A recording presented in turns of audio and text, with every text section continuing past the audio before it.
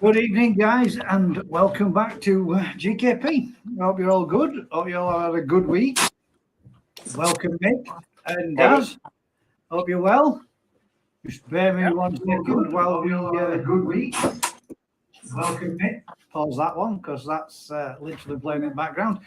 Right then, guys. Usual thing. We're going to kick off this week's show with, let's first of all change that layout. That's better. I might just put Daz's head off. I did. That's a better layout, Daz. If you just want to adjust that again so we can see. Now, as you can see, Mick's in his studio and Daz is on location. All to be explained at a later date. We'll kick off the show, guys, and we'll get us off and kicked off with the usual little intro, and we'll be back with you right after this.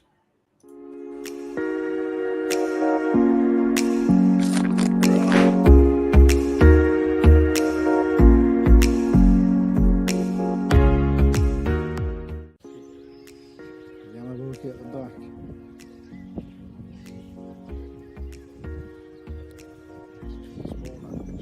Yeah, she is. This would have, if I were going to pick this show. There you go, guys. I would have picked that one. Still got a lot more up to come. Nice patterning, nice separation. Look at that. Beautiful fish. And again, check this out, guys. This is something else. That is beautiful. Absolutely stunning. Yeah. Nice wild common carp coming up for a piece of bread. Perfect. Let's have a look at his koi facility again and look at this full cherry blossom. Absolutely beautiful. I'm going to get from the other side so we've got the sun behind us so that you can see this bit. This is absolutely stunning. Yeah, it is.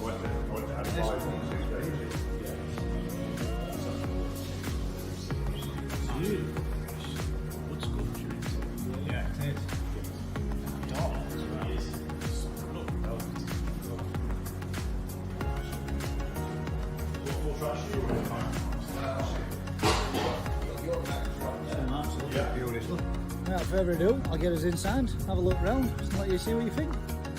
Catches in in this whole complex. The fish are stunning.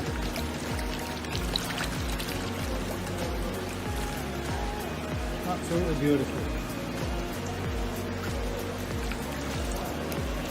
One bat after another. Really nice to jacket there.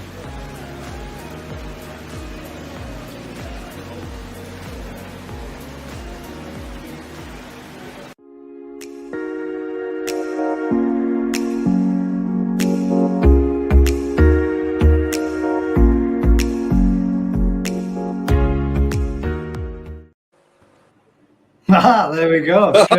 Straight back into it.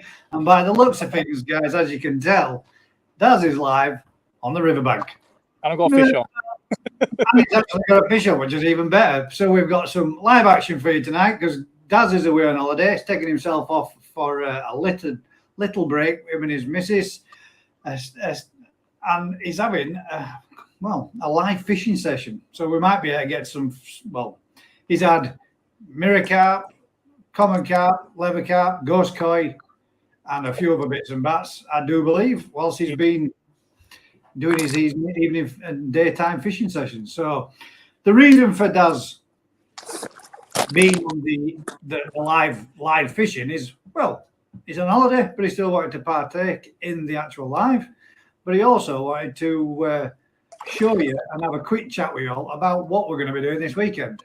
And as everybody knows, come Saturday, Sunday, it is the new koi show, which we all will be attending on the Saturday morning. We'll be hoping to be there, I believe, about 10 o'clock-ish. Yep. We might get us first eyes on what we've got here. Give me a second. And then once we've been to the show, we're going back here for a bit of fishing, barbecue, and a bit of enjoy the rest of the day in the company of Daz and Estelle, and hopefully, fingers crossed, we're all going to get to have a little bit of a fish as well. And what we were thinking about doing is going live from the riverbank, doing a little bit of fishing between us all, and letting you guys come along and see what you think. So, what we got, Daz? What was it? First fish? It's a common. I've just put a bit of antiseptic on its mouth. Just took the barbless hook out, if you can see it. Look at that. Is that what is that about the average size of the smaller stuff that you were talking about, Daz? Is that about 2 to 3 pounds. That's about the average size of the smaller ones. Oh, get him straight back. This is a nice little fish, though, if for bit bashing as well, isn't it? It's a nice little. You won't want many of them. You won't want to catch many of them if your arm starts aching, would you? Well, if you got into a good head of them, it'd be good fishing, wouldn't it? You'd be happy to bag up a good 40 of them at the end of your day. I would anyway, that's for sure. They give you a run for your money, anyway. Nice on light tackle, but you're going for the big stuff, Daz. So no pressure. No pressure. We want one at least that big. Or as a one-handed fisherman said, we want one that big. Yeah. Yeah, so fingers crossed. We'll go through a few of the comments coming in, and then we'll kick back in to what we're on with. Up North Koi Pond, which is Si, says, "Hi guys, hi Si, how are you doing? Hope you're good. Pond life. Good evening, everyone. How you doing, mate? Hope you're well. How's your pond and new pond? Because it's relatively new, isn't it? Yours? How's it all doing, mate? Is everything going good with it?" Mike Bass says, "Hi there, guys. Catching up with you whilst acting as Dad's taxi and removal services." So well. Mike's going on Saturday as well, so we'll get to touch base with him. Mike, we're hoping to be there for about 10 o'clock. We believe that's what time the show starts, 10 o'clock. So we're aiming to be there for 10 o'clock. So we've got Onyx that says, "Good afternoon, folks." Good afternoon, mate. Hope you're good. All right. Koyagi Designs. How you doing, fella? Hope you're well, mate. All right, Koyagi. Evening to all. And Onyx says, "And a good night. Farewell. Ta-ta. Bye-bye." Short stay. Koyagi Design says, "Give you 20 quid for it, Daz." Bargain. You can keep selling them, Daz, for 20 quid. We're laughing. My Koi Journey says, "Hi, everyone." All right. Il Killer, aka Jay. How's that Ben doing, mate? Hope you're good, mate. He says, "Yes, guys." Hope you're good, mate. This is one of my long-time gaming buddies that we met online. We've been friends ever since. And we've got Twisted Toy that says, "Hi, Vince." Eddie Cutchlaw says, "Evening all, evening Ed. Hope you're good, mate. How's everybody doing?" That brings us to the end of the quick messages. What we're going on, Daz? What we're bit up? Koyagi Design says, "I'll give you 30 for a 50-pounder." That would be nice. That would be nice. It'd be nice watching you. To be a long section of the show watching you pull it in. That is for sure. 50-pounder on that gear and take some getting down. What's the rules of engagement then, Daz? Is there a minimum tackle? Are you allowed up to minimum sized line or what have you, 10-pound line, that kind of stuff? Or have you got to have? I will show you the rules. Here we go. I don't know if you can see that. No litter, no excessive noise, no swimming, no fires, no unattended bait rods, barbless hooks only, keep to the paths, plus swims provided, no keep nets or carp sacks, return all fish to the water alive, children and pets to be accompanied at all times. Pretty reasonable rule, to be fair. Yeah.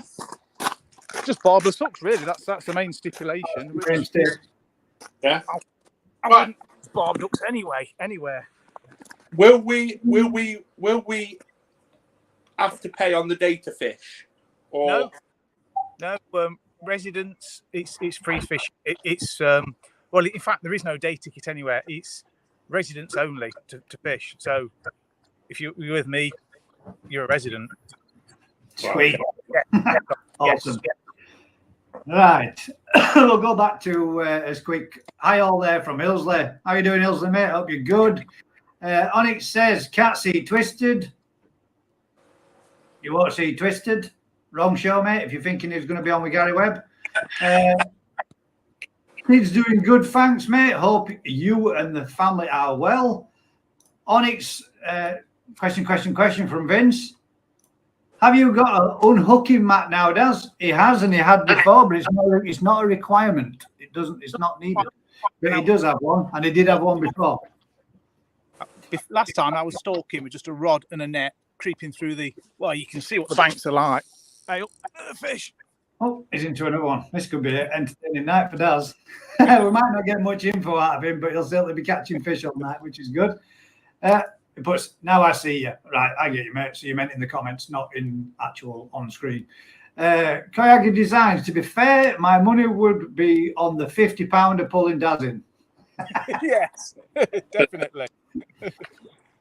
Pond Live says, Pond is doing pretty well, thanks. Only real issue we've had was flukes, but that's sorted, plus the old blanket weed, but that's sorted. Thinking of next year's plans and possibly a retro bottom drain. 100%, mate. I would say go with your retro bottom drain. Best thing I've done, mate. 100%. I haven't had to vac out at the bottom of my pond once this year, and I would have probably done it several times already. And especially with the amount that I've been feeding. The only time I ever see any issues, as I've said in a couple of my videos, with having a pond liner in, I have a small little, it's only a couple of millimeters, probably about 5 mil, little crease just at the far left-hand side of my pond. And when I feed the mealworms, the silkworms, and the freshwater shrimp, I get quite a bit more poop from that. But it seems to be very minimal, if hardly any, when I'm feeding the normal Japanese mix, which is, again, I swear by that stuff. That stuff is absolutely brilliant. The difference it's made for my fish and the growth I've got on it, which is, good for me. I'm not saying it's good for everybody. A lot of other people would probably get a hell of a lot more. But for the price I'm paying, the amount I'm feeding, the growth I'm getting, it's brilliant. Absolutely fantastic. Well worth, if you're looking for a new food, guys, to give it a check up and have a look and see what you think. Mr. Mike K says, evening, Gaz, Mick, Daz. Evening, Mike. Right. I'm using that food as well, and it is brilliant. No oily residue on the surface. Nothing like in that sense, Daz, at all.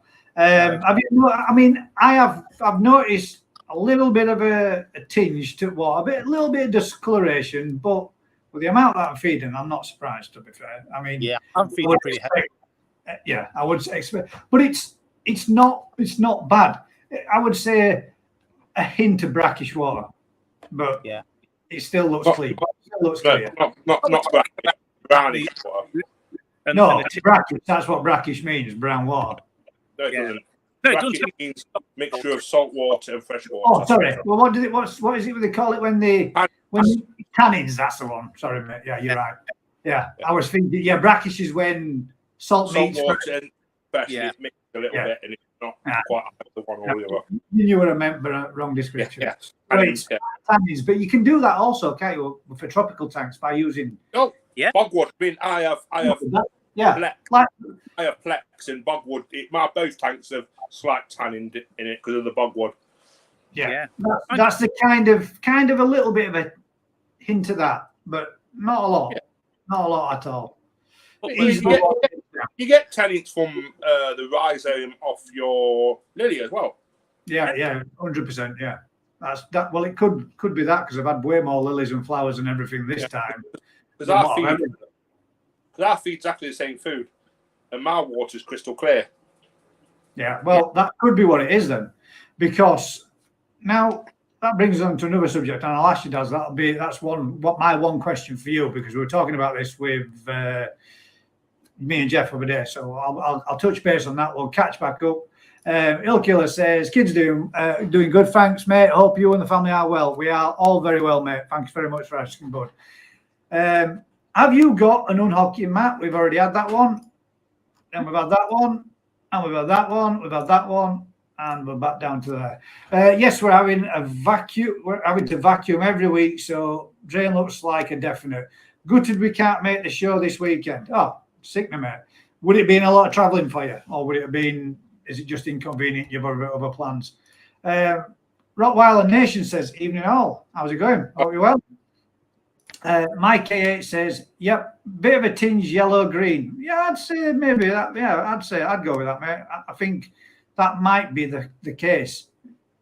A little tinge, but like my new twister lolly. That means somebody else. New flavour of ice pops that is sporting this evening. Glad you're not on camera, so I don't have to look at you going, show me what I should have had or could have had. Sean Morris says, "Hi all, what tropical fish you got, Mick?" There we go. Question for you, first of all, then, Mick. Like I say, I've got endless, corridorus, probably about 5 or 6 different types of plaque. I've got some X-ray tetras, some kind of gutted, black neons. What else is in there? Like I say, 4 different types of cories. Like I say, quite a few fish. But cories and plex are my main thing. I got a fair few. Talking of plex, the white ones come back from somewhere. So wherever that white one's been hiding, but it is probably about that big, mate. It's grown a little bit. The snow white plex seem to be. I've got three of them. One is tiny still, and the other 2 have shot up a little, but they're not. I saw it yesterday evening, so it's definitely still alive, mate. I thought I might have lost it, but it's not. It's definitely in there. The others are growing way quicker and all. If you're wondering what I'm talking about, it's Snow White Plex, one that I got from Mick, and I got some corridores from you as well, some albinos, and another super red. Super red and a common, and then a common. The common's nearly like that. Yeah, he's double the size of all the rest. Anyway, yeah. I digress. Only a couple of hours away. Only a couple of hours away, but something come up. That's a sick, mate. Maybe on the next one we'll see you. Hillsley, I'm not going this weekend. It will end up being an 8-hour round trip for just the driving. Wow. Sometimes it's worth it, mate, though. You never know. It's been a while since you've done a trip down there. You could find the fish of your dreams. Am I selling it? Get yourself there, Hillsley. Meet us up. We'll be there anyway, mate. I will be recording it all, as I've done every other show I've been to. Recording as much as I possibly can. For all those that can't make it, you will be able to see it on Gazza's Pond. So stay tuned. Last week, I promised to do a giveaway. And I said I'd do a giveaway if I got to the 700 mark. Now, there was a good selective few people that decided it'd be good to play silly buggers and run me up to, I think it was 710. Shortly after that, 17 people unsubscribed straight away as soon as the show finished. But, each to their own. If they don't want to subscribe, they don't want to stay a subscriber. No skin off my nose. I'd rather genuine subscribers than, arseholes. Yeah, that's the one. That's a slightly better way than what I was going to put it. Not Gaz. I've said it. They're arseholes. So, anyway, regardless to whether or not they did or they didn't, at present, we are now up to 718 subscribers. So, well done. Other people did subscribe anyway, but because I am a man of my word, and I did say I would do a giveaway, and I would, if I got up there, I'd give away 1 or 2 cups. I have set up a wheel spinning device this evening with all the people's comments on last week's video that put down GKP that wanted to be entered. So I will be doing a draw on that slightly later on, which we've got set up, ready to go. Now, to be fair, there was one person who did put in several comments, but to be completely fair, it's the same person for several different channels, and I don't personally think that's fair. I don't think it's fair to the other people when he's got 10 entries to everybody else's individual. So I've entered him the once. I know the rest of those channels belong to him, So what I'm going to do is just enter them in the once, and then, you know, hopefully, Paul Brogdon, I hope you think that's all right, mate, and it's fair enough. And that way, then everybody gets a fair, a fair shot. Fair shot, yeah. And no doubt, Paul, at some point, I might be seeing you either somewhere about. We'll try to see if we can sort one out. If you don't get one anyway, mate, how's that for you? Let me just double check something. I do believe I'm going to just double check to make sure we've got 1, 2, 3, 4, 5, 6,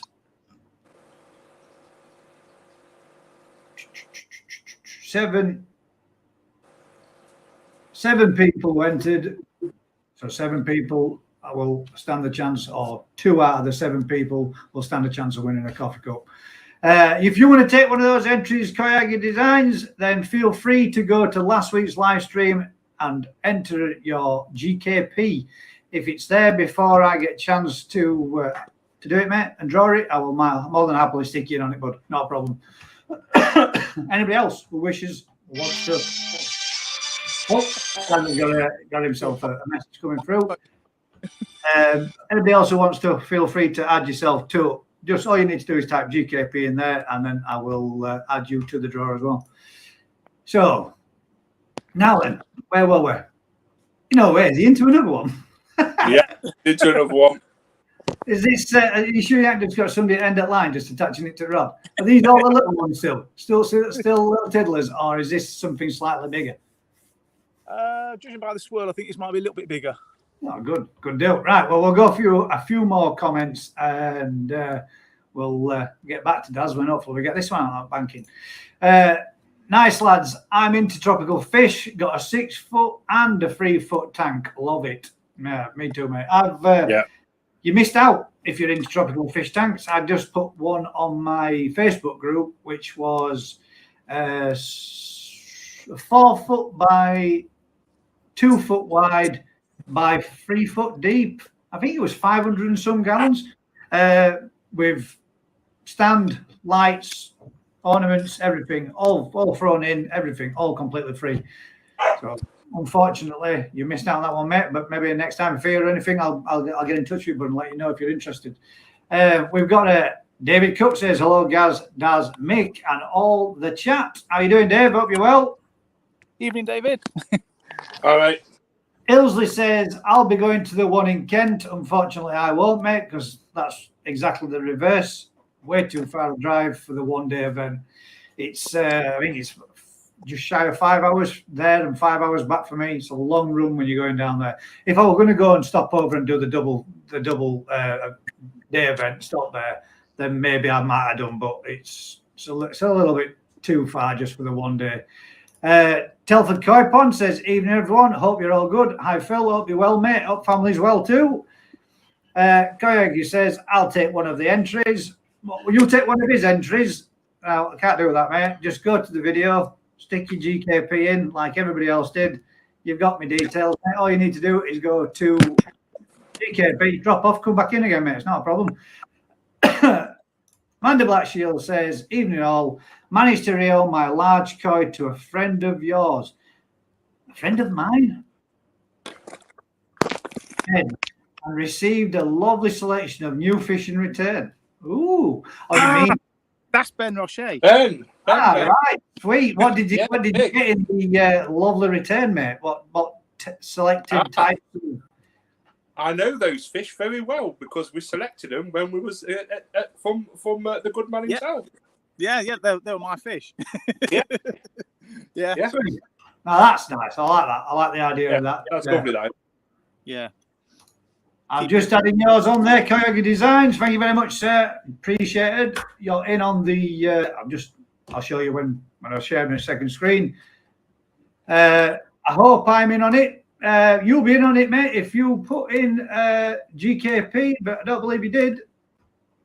Let me just double check. Yeah. Well, while you're just doing that, we've got Dale Sauter, Mike Bass, Carol Lawsey, Alec Bishop, Yorkshire Koi, Stallion Fish Keeping, and then we've got down at the bottom Kushti Koi and Koyagi Designs. So Unfortunately, mate, as of yet, you're not. Done, says Coyote Designs. Charlie Biff de Brown, evening guys, took ages to get on the internet here. Rubbish. Good evening, Colin. Well, evening, Colin. I think this is apparently only Daz is wearing a burgundy tonight. Yes, he is. He is tonight. Non-uniform, mate. Paid his quid. Boy band.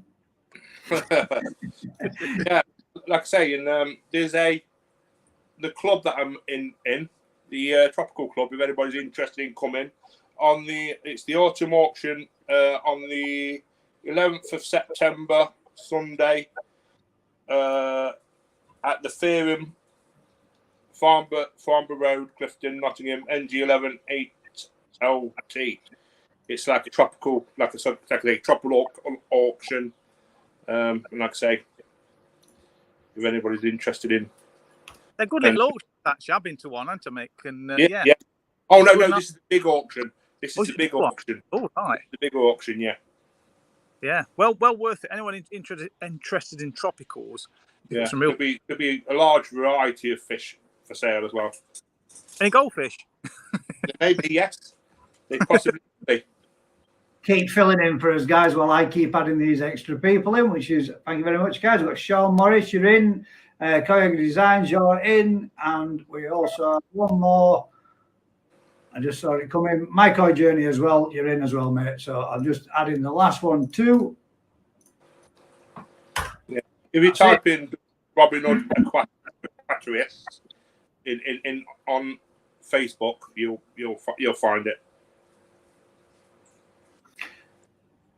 Now then, Dad, do you want to do us a favour? Yeah. Do you want to say where you are, or do you want to keep it secret, keep it under wraps, or? No, it's no secret. No, I'm at the Brick Pits at Sturton by Stowe. Little complex. There's fishing lodges, really nice inside. 2 bedrooms, shower, bathroom, kitchen. It's just like a bungalow basically, and there's 3 of them on the side. You can see all the way around there. The main lake is over there. This is just a little arm of it that I'm fishing on at the minute, but you have roughly about a third of the lake each for the 3 cabins. So you've got plenty of room to go roaming about, which is what I love doing. I love stalking the fish. Walking. That's how you got your what was it? The other one that you said you've been trying to catch it for about 3 years. Yeah, the ghost carp. Yeah, the ghost carp. Yeah, very elusive because the water's quite. They're hard to spot, and occasionally, like the face of it, he's very skittish, very hard to catch. What would you reckon? 14, 15 pound? No, that ghost was about 6 or 8 pound. But there are some decent size. There are some. What's the biggest size that you know of that's been caught there? I've had a 17 out of here. There are a few upper doubles. There used to be a 20 pounder in here. Yes. Come on, Jeff. Mr. Jeff Lees, I'm going to spank your backside with a 17 pounder to your 2.5 pounders. The challenge is set, Jeff. I shall throw down the gauntlet. Yeah. Well, I've had it twice and I know where it lives, so stick with me. Yes. There we go. Inside information. Because we have a couple of bits and bats going on. We've got this that we're going down to the show. From the show back to where Daz is now. Barbecue, bit of fishing, kick back, relax, and then everybody's making his way home. But we also have another competition where some of us are cheating in this one too. So technically, I'll do my cheat. We're all supposed to be growing one of these, right? And there is a certain gentleman within our group who tactically provided his with a landscape garden and said, "Oh, I'm sorry, I didn't mean to send you back with 2 of them. I meant to just send you one. Just start mine going, and I'll pick it up for a later date." And he knows who he is. Yeah. Sneak. Yeah. All right. I've already poured boiling water on his seeds. That'd be mad. Right then. So we've just. Gaz, we're going to go live, aren't we? We're thinking about going live. That's what we're thinking about going. I might be tempted to do a little live while we're there at the show as well. Record it, do a little bit of live, let some people see what it's like there, straight from the live action of it. And then also when we get back to the day's fishing, just us kicking back, relaxing, enjoying ourselves, having a day's fishing, few cold ones, and a bit of and it'll be non-alcoholic because obviously most of us will be drinking, or there'll be tea, coffee, or pop. And then just having a general kickback, relax, chat between ourselves, and a bit of day's fishing from it as well. Should be good. I'm looking forward to it. Hopefully, fingers crossed, the weather rolls off and we get a good day out of it too. We've got a fair few more of these. And Mike or Jenny, no, not at all, mate. I do not mind. I don't mind anybody entering. It's just a little bit of something as me to give back and say thanks very much for those that have subscribed and all the new subscribers and all those that continue to subscribe. Koyagi Design says, I haven't suffered the wheels wrath for a while. Sean said, just added GKP. Nice one, mate. Put a couple of videos of them on my channel. Nice one. We'll have a look at that, mate. When we drop off and we finish later on, we'll have a look through them, mate, and have a see them, see how they're doing. Yeah. Hillsley, I will do it now. There you go. Kushti Koi. Hi all. How you doing, Kushti? Hope you're well, mate. Evening, Kushti. Peter Save says, good evening. Good evening. Hope you're well, Peter. Hillsley says, done. I shall have a look, Hillsley, and double check and add you two. Guys, for me 1 second while I just double check this one and see if we've got one in from Hillsley. Yeah. What do you think the water temperatures are in that kind of size body of water? We are now then, Daz? I would have said probably around about 18 degrees, something like that. 17, 18 degrees. Yeah. Because like I say, the larger the body of the water, it contains it, don't it? Contains it. It's pretty shallow. This is though. I mean, the average depth normally is about 3 foot deep. Well, it's dropped a good foot because of the lack of water. Wow. There's a you can see it over there. There's looks like steps. That's a waterfall, and he's had to switch that off. The guy has, because there's not enough water for the pump to work. So yeah. It's dropped a fair. Didn't you say it dropped a good couple of foot? Yeah. Well, I reckon 12 to 18 inches. Oh wow! So yeah, 3 foot deep pool. That's quite a bit. Yeah, it is. I've added you in there, Hillsley. I've got you stuck it in, bud. Charlie Bifter Brown says, "Hi lads, weather looks nice where you are, Daz. You on holiday? Question." Yes. Oh, now then, there's a question for you, Daz. Kayaga Design says, you got me any shisuis yet, Daz? We yes. I have indeed. Oh, yeah. I know you want. I'm holding up for you. They're a bit small at the moment, but they're key shisui. They're not key shisui. Kin shisui. They're metallic shisui. And you got a couple of Hannah shisuis as well. I think you've got a normal, nice shisui, what we went through last Saturday. Yeah, like your shisui. There's like a what would you call it? Kind of like our Goki scale shisui as well. There's a metallic Ginrin shisui, and this one like pixelated. It's got sort of like black squares on the sides. Weird. Yeah, nice. Yeah, you have got some cracking looking fish. There are some. Now then, let's see if I can remember them. It's something Ogon, Makashi Ogon, the two Makashi Ogons that you've given me, mate. That bronzy looking one. What would be the right color way to describe it? Yeah, like a bronze. Looking one, yeah. It's stunning, mate. It's absolutely stunning. It's beautiful. It's still well shy though. They're still a little bit shy of the other fish, but still got one or two problems at present and all. With Yamabuki's still clamping a little, and he's still a little bit uncomfortable. And I will be treating again this Sunday for a second round of flukes. Hopefully, fingers crossed, we get that smashed on head and get rid of them. But he's he's still not 100%. And to get that fluke solving, get that done, get that treated again. Yeah. And hopefully after that, I think I'll leave it 3 or 4 days and give him a scrape again and see if there's any signs of anything. And if there is, we'll take it from there, see what happens then. But yeah, flukes, I would much rather be dealing with flukes. He's feeding, he's active, he's moving around, he's just doing that little flick every now and again, like they flick the fins out. Oh, the flick of the fin, yeah. Yeah, he's just not himself, I can tell you. He definitely is. But irritated.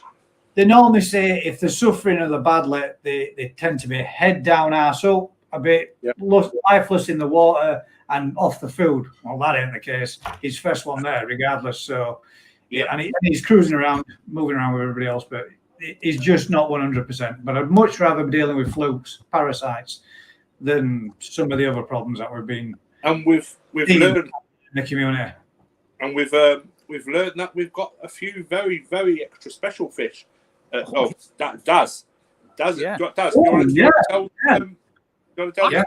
What they're called? They're called cage. What saws? That's it. Yeah, I was trying to think. Cage. Was it cage or cage? Cage. Cage at school. Yeah, they're proper nice, and I actually have one as well. We thought they were it's actually in my video. One of the, it looks like an Utsura, but it's a certain type of Utsura. Yeah. Nice, very nice fish. Yeah, very expensive as well when you get them to 30 to 40 cm. Surprisingly expensive. Talking like £1,000 fish if you can get it up there to that sort of size and spec. Yeah. Yeah, very nice fish to look at. I like them way better than the normal. Yes. Utsura. Yeah. And this is why I have you guys around, because I just thought they were Matsu Kawabaki. No, you know the person who told us. It was Mike that spotted him. And But I've got to admit, mate, I did think they were looking more Matsu Kawabaki's myself. Yeah. We all thought that. What they said it was, what Mike said it was, the cage Utsura, you think, 100%. That's definitely one of them. Oh, yeah. No two ways about it. So there you go, Corrigan Designs. Yes, mate, we have got some growing on. They are only 12 weeks. The ones that are 12 to 14 weeks old is deep in concentration, guys. The metallic ones. Talking about metallics. Yeah. I think they're 12 to 14 weeks old. Yeah. They're about 2.5 inch, something like that. My Koi Journey says, hi, just to let everyone know, I've got a great giveaway coming up once I reach my 500. Nice one. There you go, guys. Everybody whiz on over there to Koi Journey. Let's see if I can do this. 1 second, mate. Oh, let's see if we can go to channel.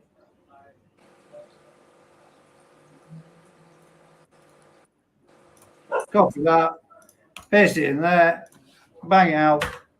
There's his channel, guys. If you could all do me a huge favor, swing on by. Let's see if we can help my Koi Journey make his way to his 500 mark. He's at present is at 451. If we can help him out and help him grow it.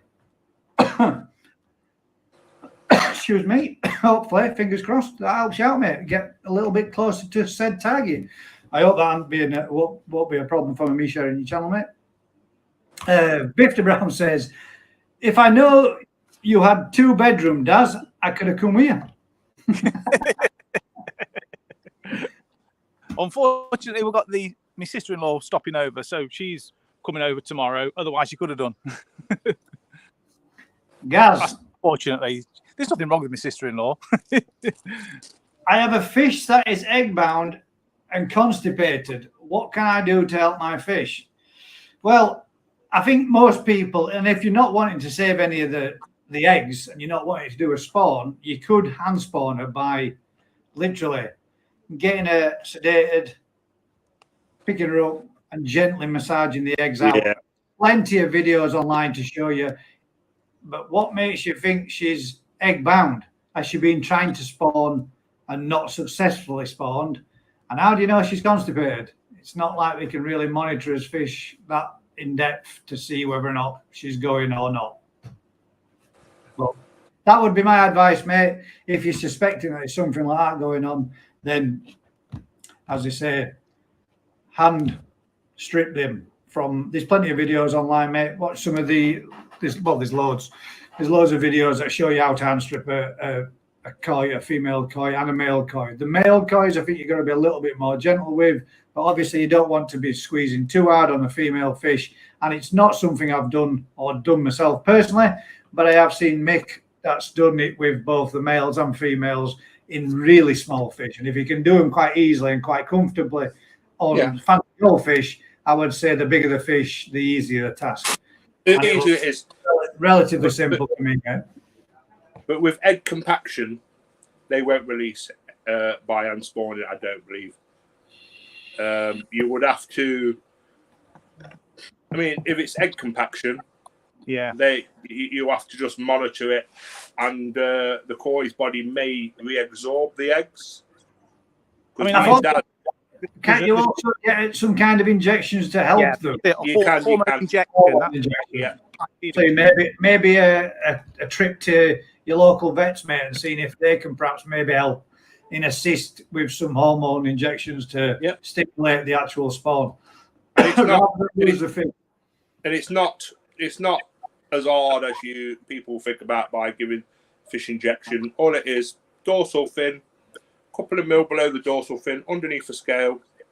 Just do horizontal with the dorsal, inject it. That's where they do it in Japan. There you go. Charlie Bifty Brown says, "Don't let Mick grow any plants." Yeah. Well, they're all actually coming back to life, though, Colin, aren't they? So because I'm not with them. Left them be. Twisted Koi says, "Just put my mate's new ponds line in whilst listening." Nice. What's he got, mate? What's he gone for? How big? Yeah, I'm just ponds liner. I'm guessing that's pond liner whilst listening. I guess. How big's he gone, Vince? David Coy says, "Vince, I've been you." Simon Shears says, "Hi all. Epsom salts, baths, onyx, and a gentle massage can help." Yeah, salts can, yeah. That's more like something. Some candles and some mood music as well. Yeah. You big old smoker, you, Simon. Sean Morris says, "Looking good, Mick. Just look it up. Might head over there if I can. A few hours away from me, as in the place where Daz is fishing, mate. Is that what you mean?" Yeah. Gaza, the Kent show is at 2 days. Is a 2 days event. I know it is, mate, but I can't be there for both 2 days. So I'm not going to travel down there just for the 1 day. That's what we're meaning, mate. Yeah, I know it's a 2 day one, but I can't be there for both. So if I was, it would have been the 1 day that I was going, and I really can't be asked with a 12-hour drive. No disrespect. I've been there. I've seen it. I've done it. Not that, they're not good to go to, but you can pretty much guarantee if you go to the main event koi shows, you're going to be seeing the same fish on show. So it's more of a case of you're going to the Newark one because it's something new. Hopefully there'll be some different people from other areas that might not necessarily want to travel as far as that with the fish. That's my theory behind it. That's what I don't know. We'll see when I get there, and we'll see what comes when we roll up on Saturday morning.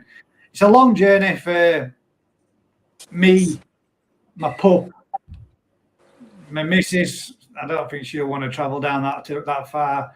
Me and my son, when we went last time, we stopped over and we had a bit of a dad and son weekend. Had a few beers, had a few laughs. It was a good do, but I don't fancy the trip's too far for just the 1 day. It's too long of a journey. He's in again. Yeah, it's a proper one. We're into a proper one. We're finally going to get to see a nice mirror. I'm going common. I couldn't tell what it was, to be honest, when its head popped up. That was off the surface. Common, I'm going to say double figures, just. No, I don't think it's double. It might probably about £7 or £8. There you go, David White. Busy today, David Robert. from Vince. My koi journey. Hi, who watched the auction live last night where koi was high quality, but way out of my price range? No, but the guys, I didn't watch it, mate, but the guys were talking about it earlier today, and apparently there was some pretty good prices and some good decent money. I think it was raised, was it for charity or something like that, was it? Yeah. Some kind of an event to raise funding or something. I didn't know about that. Yeah, some gentleman. Sure he did. Black Country Koi says cage is pronounced Kage. Wow. Is that how it's pronounced? It was a funny pronunciation, yeah. Kage Shisui. Is that right? Shisui, is it? Utsura. Utsura, sorry, yeah. That's Koyogi Designs has already infected my head with his Shisuis again. There again is the link, guys. If you could do us a huge favor, swing by to My Koi Journeys and give him a quick sub, help him grow his channel a little bit. We'll give it a quick. There you go. You've got another free, mate. If nothing else. Yeah, I've gone on to it, done it. Yeah. I'm already subscribed, mate, so I can't subscribe again. Stallion Fish Keeping and Gardening says, "Hi guys, the metallic koi have really good immune systems. They are the last to drop. I spoke to a company who supplied my fish. Being honest, they do look the strongest with the problems I've got." And what problems are those, mate? Because we watched one of your videos the other day, me and Mick, and you get yourself slightly confused with it a little bit when it comes to archaea bacteria. Is that the right way of pronouncing it, Nick? Mick? Yeah. I don't know if he meant archaea. Archaea. Or just double checking. I don't want to say that you've said anything wrong because I'm not saying you are. I'm just asking, have you actually found out now whether or not it is parasite or bacteria? Have you done some scrapes to see if you've got parasites on your fish, or have you just gone in with bacteria and blind? Nice fish. Yeah. Keep them always pond build. Evening, everyone. Hope you are all. How's it going? Keep them all. Hope you're well. Telford Koi Pond says, I watched the Koi Wholesale live koi auction. Our face, thumbs up, fantastic fish, but too expensive for my pocket, I'm afraid. Get over, Phil. We all know you're a deep baller. You're rocking with your big bank balance. Hope to see something that takes my fancy at Newark. Personally, for me, and I would say for all of us, we are going for a look around to look at the show fish, to look at the stalls, but I won't be making a single purchase from anywhere for the foreseeable future. Me neither, to be honest. I've got enough stuff. I'm just interested around that. With the way things are at the moment, I'm afraid you've got to watch the pennies. Yeah, that's well. Are coming. I can guarantee that. I think you might be right, Des. I do personally believe that this next 12 months could see the end of a lot of koi keepers. Yeah. And it's at times like this where I'm I've reevaluated my pond build this year, and I'm definitely putting it off. It ain't happening.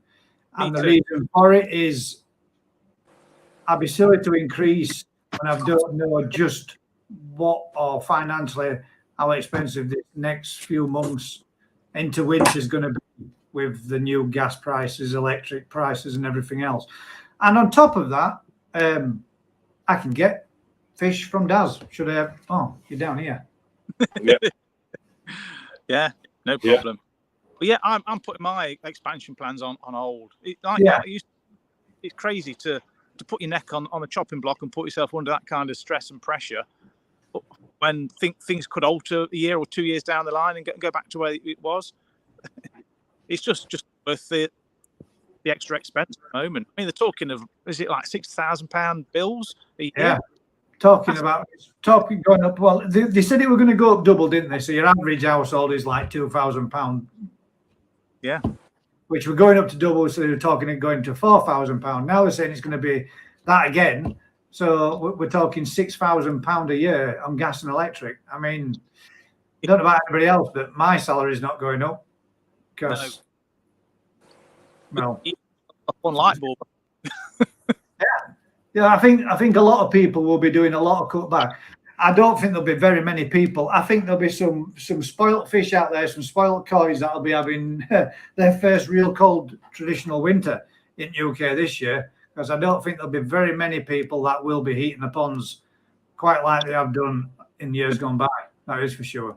I'm thinking all my filters off and just having the air stones running through the winter. Yeah. Yep. Yeah. It's going to be expensive enough as it is, isn't it, running your house without an additional cost? But that's one reason for me. And the second one is the up and coming. I'm not going to say. I'm not saying for any minute that anything is out there that is untoward. But I don't want that bacterial problem in my pond, so I ain't buying no fish from nowhere. And at no point at no time, unless it's someone that I know 100% that I can trust, which is somebody like, obviously like Daz. Then I know everything. I've been around those fish for the last 18 months, nearly 2 years. So I know what's in there. I know what they've gone through. I know what they've been through. I just, one, I don't want to take the risk, and two, I don't want more expense coming up towards the end of this year unnecessarily. And my pond's pretty maxed out. I have been saying last fish of the week, and then this guy gives me another one and gets another one and then get another one. So yeah, I can't really got the room for it either. I do need to make the pond bigger. I will be looking into it again next year, but I think just right now at present, till things kind of balance itself out a little bit, it would be a silly thing to do. Yeah. Gary Stevens says, subscribe to my koi journey with a thumbs up. Stephen Paula's pond build. Interesting to know if anyone has had to ask for planning permission to build a pond with a filter house, stroke, pergola, etc. I've never heard of it. I don't believe you're allowed to build an additional space or a conservatory as long as it doesn't exceed more than 3 meters off your property. But yours is going to be separate, so it's going to be classed as a small space, like a tiny shed or that kind of thing. And I think there are certain categories that you can fall into. A filter house ain't going to be all that huge, is it? I think would have thought more than likely that would be completely compliant with building regs. Have a quick Google on your local. Or is it? You have to get where you go for your planning permission? Is it your local council? Yeah. And there'll be as much information on there that you can. I'm pretty sure that you can do. I mean, my shed's quite a decent sized shed, and there ain't no planning permission for that. So, unless they're on about a solid foundation.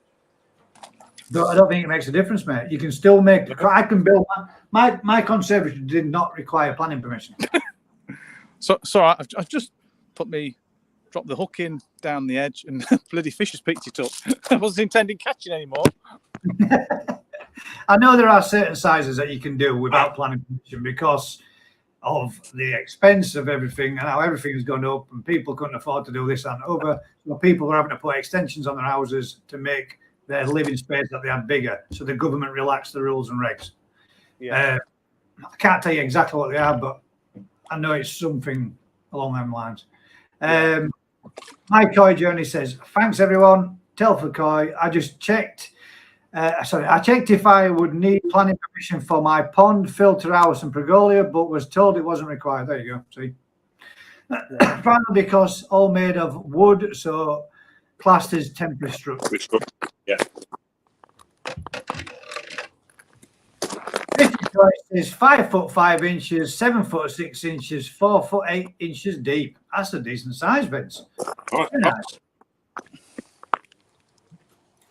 Kiefer Paula Pond Bill said, thanks, Telford. I'm asking because it's block bill. One got someone from planning department called me tomorrow. Rather be safe than sorry. Yeah, I don't even think I mean, Ashley Hadfield, that guy's thrown Bleeds box up everywhere. I very much doubt that's had planning permission. I would have thought. That a lever? That a lever does. Almost, yeah. It's just got a zip down the back. Charlie Mifter Brown says, I have a 4-man tent if you change your mind, Gaz, but Mick would have to sleep outside. Sorry, Mick. Yeah, he smells like hell. Definitely. We'd have to put a pair of socks in his gob just to keep him quiet. Approximately 6,000 litres. Nice. Rottweiler Nation says, nice that twisted koi. Mike K says, K Shuru Usuri. Anyone going to Newark show? We are going as far as I am aware, but we have the space for people to crash. If you need a place to stay, approximately 45 minutes away. There you go. What a lovely offer. We are going. I'm hardcore. I drive every day, all day.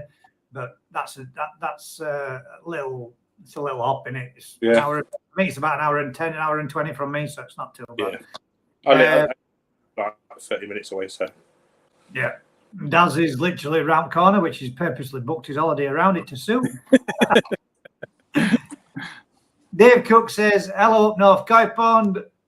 Hello, Twisted. That's the stories for you. Political. Daz, do you sell to all or just friends? No. To all. It says to all, Phil. But you would have fallen into both categories with that one anyway, mate. What I'm really asking is, how do you go about buying fish from you? Well, you give him money and he gives you fish. Yeah, you come and pick some. There you go. Amanda Blackshield, just hope we don't get people abandoning their fish due to the cost of this is a thing. Now this is where it'll push us onto the other topic again, touching on the bacterial things and the issues of spreading parasites, blah blah blah blah. Because I think we will see a lot of people definitely shutting down this winter. I really do. I think there'll be your Facebook groups and your sites. They'll be advertising pond parts, molds, whether it be pre-built, prefabs, filter systems, you name it. They're all going to be up there this year, and there'll be tons of them, tons and tons of them. It is just going to get borderline too expensive for some people. And if you're only just managing right now with the prices of everything that's gone up, the extra hike up through a winter with your pond, is it an expense? Yeah. So it's going to be one of those ones where you're just going to have to look at it and say, what do you do? Family, aren't they? They're part of your family. They're your pets. You've got to do your best what you can do and cut back wherever you can. Sometimes you might have to invest a little bit, like buying some more newer pond pumps or filters or, whatever it might be. Something that might use less energy. Exactly that, yeah. Less energy, more energy efficient. I'm seriously tempted in looking into solar paneling just to take that edge off the electric bills. Yeah. And the good person to speak to about that is Colin. Colin's a very good. Everything he's got on his pond is all low wattage. Seriously low wattage. He's very conscious of the power outage. I think it has to be now, doesn't it? I think let's face it. Some people are lucky enough to have had the ponds running for 10 years with the same stuff, same equipment, and never having to change it. But if you look at, like, for example, your oxygenators, aerators, bubblers, whatever you want to class them as, some of those use some stupid amount of watts. And all right, they might be everlasting, never break down. And, the Japanese have used them for 50 years and all the rest of it. Yeah.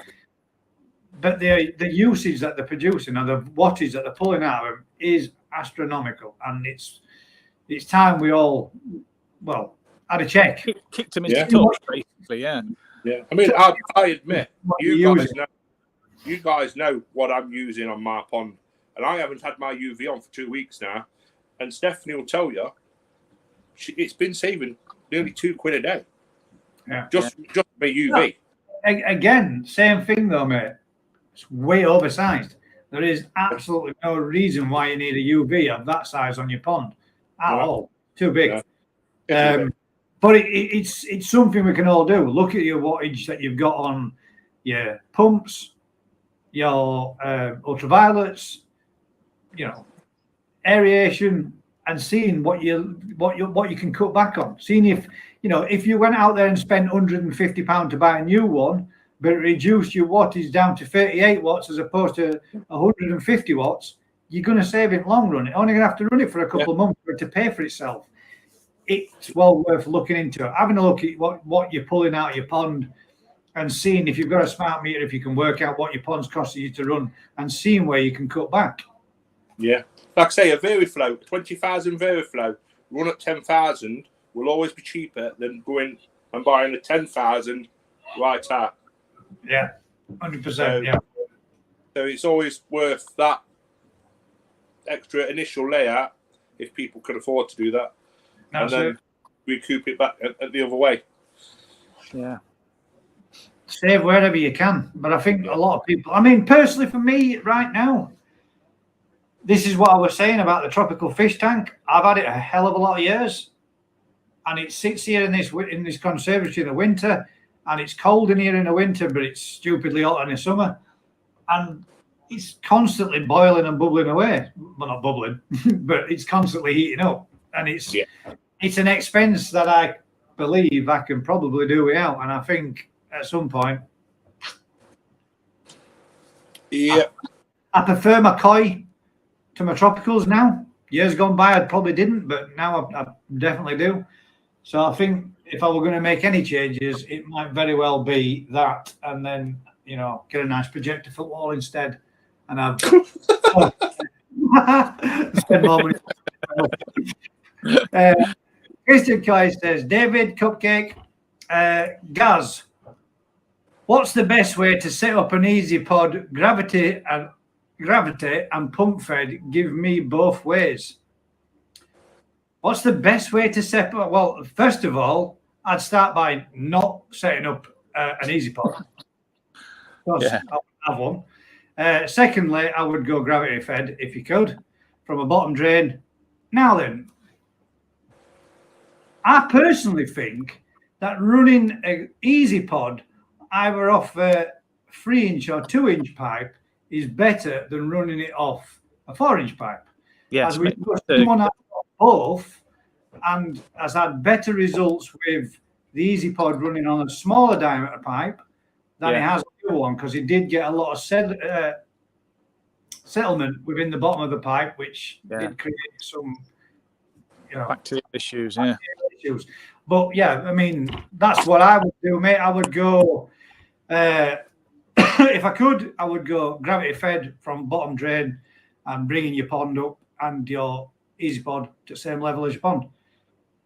And then you've got your level of your water level parallel with your easy pod. I believe that's how they are set up. That's how the ones that I've seen are set up, and the ones that I've worked on being set up. Pump fed, never done it, mate. I've never done one. I couldn't tell you, and I wouldn't want to tell you something that was wrong. But I would say, me personally, I'd go gravity fed, pump return. That's what I've worked on, and that's what we've just set up one. What was it, last weekend or the weekend before? Weekend before, where we've done and sorted all that one out. So that's what I'd go with. Mate. Really like a dream now, isn't it? Yeah, it's perfect. Also, best ways to set up a Nexus. I again, don't have a Nexus, mate. I would imagine, again, I think personally, I think the best way to run both a Nexus and an Easy Pod is a bottom drain. That way, then you're not having to pump it out, so you're reducing because it's all by gravity, and you're only having to pump it back, which is less. It's more cost efficient. David Cook, Manda Black Shields. That's true. There you go. Must be. Keith and Paul's pond build. Manda agrees. There, I think people are abandoning shutting down their ponds due to cost. It's tragic circumstances, sadly. It is. It really is. I think a lot of people are going to be doing it, and I think a lot of people will be doing exactly what somebody mentioned earlier on. I forget who it was. that said that there will be a lot of people abandoning and dumping the fish. I really do think there will, but that's something that shouldn't be happening at all. No. If you can rehome them, there's plenty of places where you can take fish like koi that are specially designed to be, you know, a safe haven for them. If you wanted to take them, you know, and give them to somewhere for them to live the forever life kind of thing. Simon Shears says, my pond housed within logs, greenhouse and log fire is needed, so hopefully all good this winter. Yeah. That's what you think about, doing the log burner to heat your area. In the future, but I've got to convert the actual build another koi house basically to put the log burner in first. So that's going to be a bit ways down the line. But it is a very good idea. And you can either heat do a heat exchanger to heat the water, or just heat the ambient air inside to heat the water up. Yeah. I'm not sure which is the best way to go yet, but the air, heat the air every time. Yeah, I was thinking the air because it's going to be a lot more gentle. Where if you heat the water up, it can be like turning the hot tap on. Heating the air is more cost effective as well. Yeah. Than heating in individual tanks. Yeah, because you can easily get up to 30 degrees in the winter in the workshop that I'm thinking of converting with a log burner. So 30 degrees air temperature is plenty warm enough to keep your fish ticking over. Bloody hell. We're getting the suntan out. Yeah. David Cook says no help from the Tories. Rather not have it political if we can, Dave, but I get where you're coming from. Onyx says, for planning permission, a pond and filter house can only be 2.5 meters high maximum and can't cover any more than 50% of your garden. Well, what happens if your garden was 1 acre? That means that you could have that's a damn big pond, isn't it? Oh, that's good then. Yeah, I'm covered. You're covered, yeah. I could build another 40 koi houses. You could go to, but a maximum height of 2.5 meters without planning permission. Is that what you're saying? Yeah, I know for a fence and a wall, you can go to 1.8 meters, I think it is, without planning permission. But higher than that, you do need planning permission. A fence can go to 1.8, but you can have another foot above that with trellis. Yeah. Keith and Paula says, cheers, Onyx. That helps a lot. I would just say double check. Always be safe. Make sure don't start building on somebody else's word unless Onyx works in the planning department. Do you do? If you do, mate, nice one. That's a good answer. Simon Shear says, left and right, the same bird, Dick Cook. Simon S, bruv. Everybody will be returning to airlifts. Well, there you go. Yeah, there you go, Vince. I mean, that is a saving in itself. Yeah. Good idea. Twisted. Is airlift the one with all the like spinning discs inside which boost the air up? No. An airlift is basically where you're pumping air in, and the circulation of the air pulls the water up and makes causes a vacuum. Basically, what I've got in my tanks. Yes. Yeah. Vince has done a few of them on his pond. He's basically his front garden pond's got one on, but he also put one on the new Tosai pond, I think, didn't you, Vince? I'm sure he did. During the winter, you can slow all your vari pumps down. I'll be slowing mine down, mate, for sure. Right. So I'll be switching it off. Keeping koi is like any hobby. It costs money. If you want a hobby, you shouldn't be prepared to pay the price the hobby costs. I've got to agree and disagree, mate, because any hobby can be done on a budget, regardless. I mean, if you want to fly a model aircraft, you can go buy one off of a shelf, and you can fly a model aircraft that costs you 30 quid. Or you can go out there and spend $3.5 grand making an F-14, scale model. At the end of the day, this isn't something that's been slowly creeping up on us like inflation. This is something that's just quadrupled just like that overnight, more or less. So there's no way we could have seen this coming. So you can't really say that. If you want the hobby, you should be prepared to pay the price of the hobby costs. I agree to an extent, mate. You should. Yeah. And as long as your pets or your class them as your pets if you want to class them as pets, fair enough. Are they a pet? None of us saw this coming.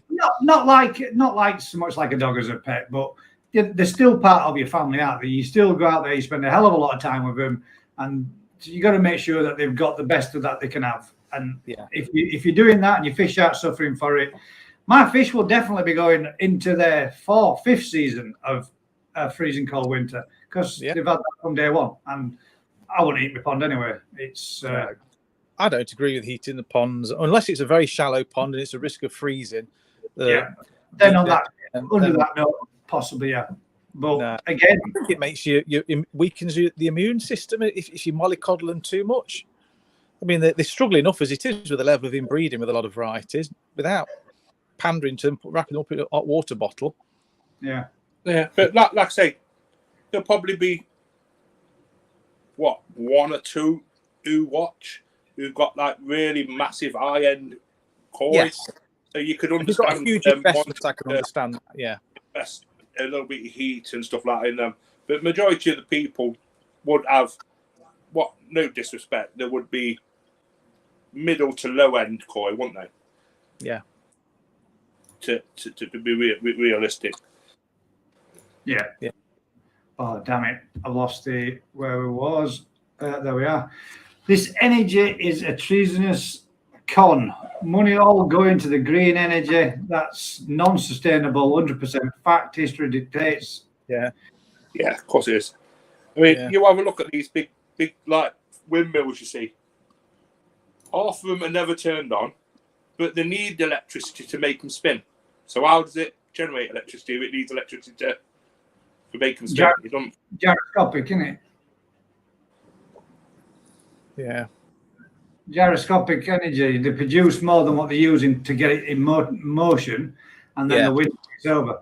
I think cars are based the same as well, aren't they? They're like kind of store a bit. But you also good though. But if you've got a real wind hard gale, they don't turn them on, do they? If it's too wind, they switch them off.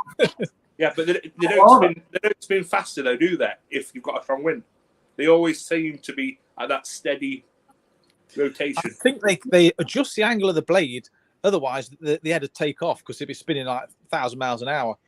So they adjust the angle of the blade so that it's always spinning at a constant rate. I think that's what they do. Yeah, I mean it's hundreds off the North Sea coast now. There is, off Skeg. Yeah. There you go. David Cook says, Twisted, that's true. I would love to know more on how they work. Maybe a video from you, mate. Oh, Twisted. I shall do it for you now, sir. He's already done one, mate. Go back and watch it. Hi, best videos. The best video says, hi, how's it going, mate? Hope you're good. Hi, mate. Simon Cook says, very true. Simon, very true. Chris Henton, planning now to build a 14,000 half-raised sleeper pond over the winter. You're brave. Can you suggest the most economical filter setup, please? Bottom drains will be used. Economical filter setup. Now, there's a question. Economical. Multi-bay. I would go multi-bay every time. Multi-bay would probably be economical because it's got your bottom drain feeding in. It's only got a pump to return, and you don't need to be running air through it. No, unless you put yourself a moving bed into it. I reckon that would be. It's an old classic design, but I do believe still satisfactory and works quite well, Chris. So I'd go Cockney Coy. If it ain't broke, don't fix it. Yeah. No, that's it. Cockney Coy. Yeah. At all, give me perfect water clarity, and they're easy to clean out. Obviously, there is also the element of filter maintenance and upkeep to it. It ain't going to be something that you're going to be able to put in, walk away, and just keep coming back to feed your fish with, like your new systems that you've got up and running now. You are going to have to maintain it. You are going to have to clean it. You are going to have to keep up to it. But for the cheapest possible one, I would say that would be a bang for buck. Might be slightly expensive to lay out on as well. You can pick them up second hand for a good size multi-bay system. Even with a pump, you can pick them up for about 100 quid. We was looking at them today on eBay, But just make sure that you bleach it well first. You don't want to be inheriting anyone else's bacterial issues that's going around at the moment. 100%. If you can afford a new one, buy a new one.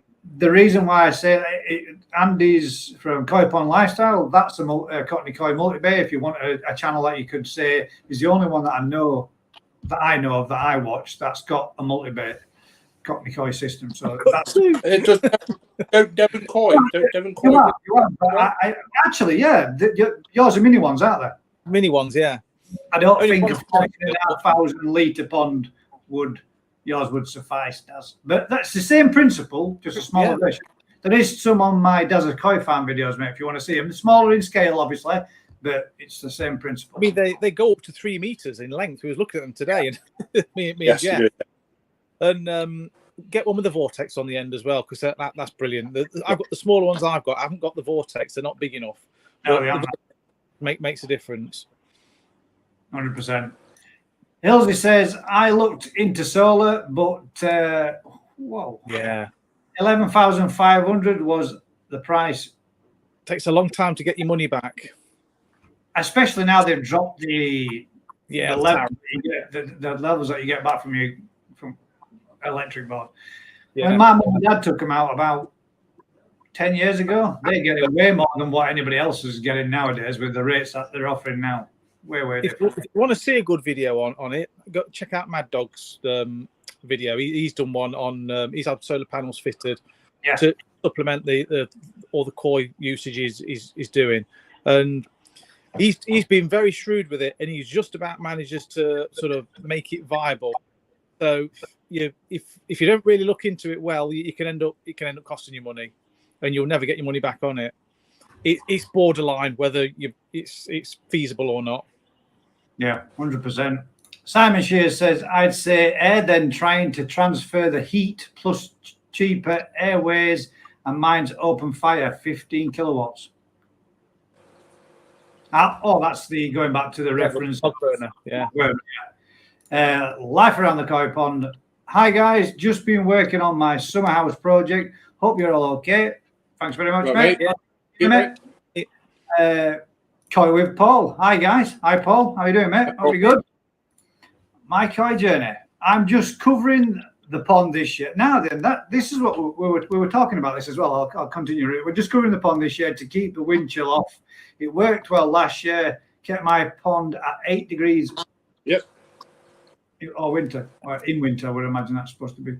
Mine dropped down to about 2 degrees. I think the lowest I got. I think it only dropped down to 2 degrees for 1 or 2 nights. Yeah, and then it come back up to about 4 and 5 degrees. The pup's going out. Twisted Koi says only heated is. Oh yeah, sorry, I'll go back to that in a second. Only heated system I've had is always ever only be the 8-block filter house. So you just heat the filter house, Vince, for when you got your grown fry in there. Now then, when we're talking about there, I'm just covering the pond this year. We were thinking about giving it a try and doing a cheaper budget version and seeing what difference it makes. I don't know if you've all seen your average kid's ball pool. Well, you can get those balls in any colour you particularly want. And we watched a documentary, didn't we, where they banged loads. They were trying to kill off a load of algae in a reservoir, wasn't it, Mick? Yeah. The baby, and they chucked loads, and I'm talking millions of these balls in a res to cover it with to black out all the light, but still allow the gas exchange through the small gaps between each ball. But apparently it's also used in a similar product for keeping your ponds warm. Similar. Yeah. And we thought we might have a go and just see, it's relatively cheap. If it doesn't work, you've not wasted a great deal, but you can buy enough to cover my pond with about 30-40 quid. Putting them over the top, you can get them in translucent. They get the proper koi ones, because with koi tax they are ridiculously expensive. Yeah, they are. I looked into that. I mean, it might be the case that they're not as good as the proper koi ones and they don't do as good a job. But if they keep it up a few more degrees more than what it was for the investment of a few. The only difference that I know is one or two of them might start to leak, and then they'll fill up with water. Yeah. And just drop down in the in the surface a bit. But other than that, if nothing else, you can't get five-a-side football capabilities, don't you, to pass? So we were talking about trying that. We'll see. I'm gonna give it a go for what it costs, and I might even throw on multicolored ones so it looks festive throughout the winter period. Just don't let the kids dive in it. Exactly. Yeah, just open it all across garden and dive in it, thinking it's a ball pool. Classic says, "LOL, Vince."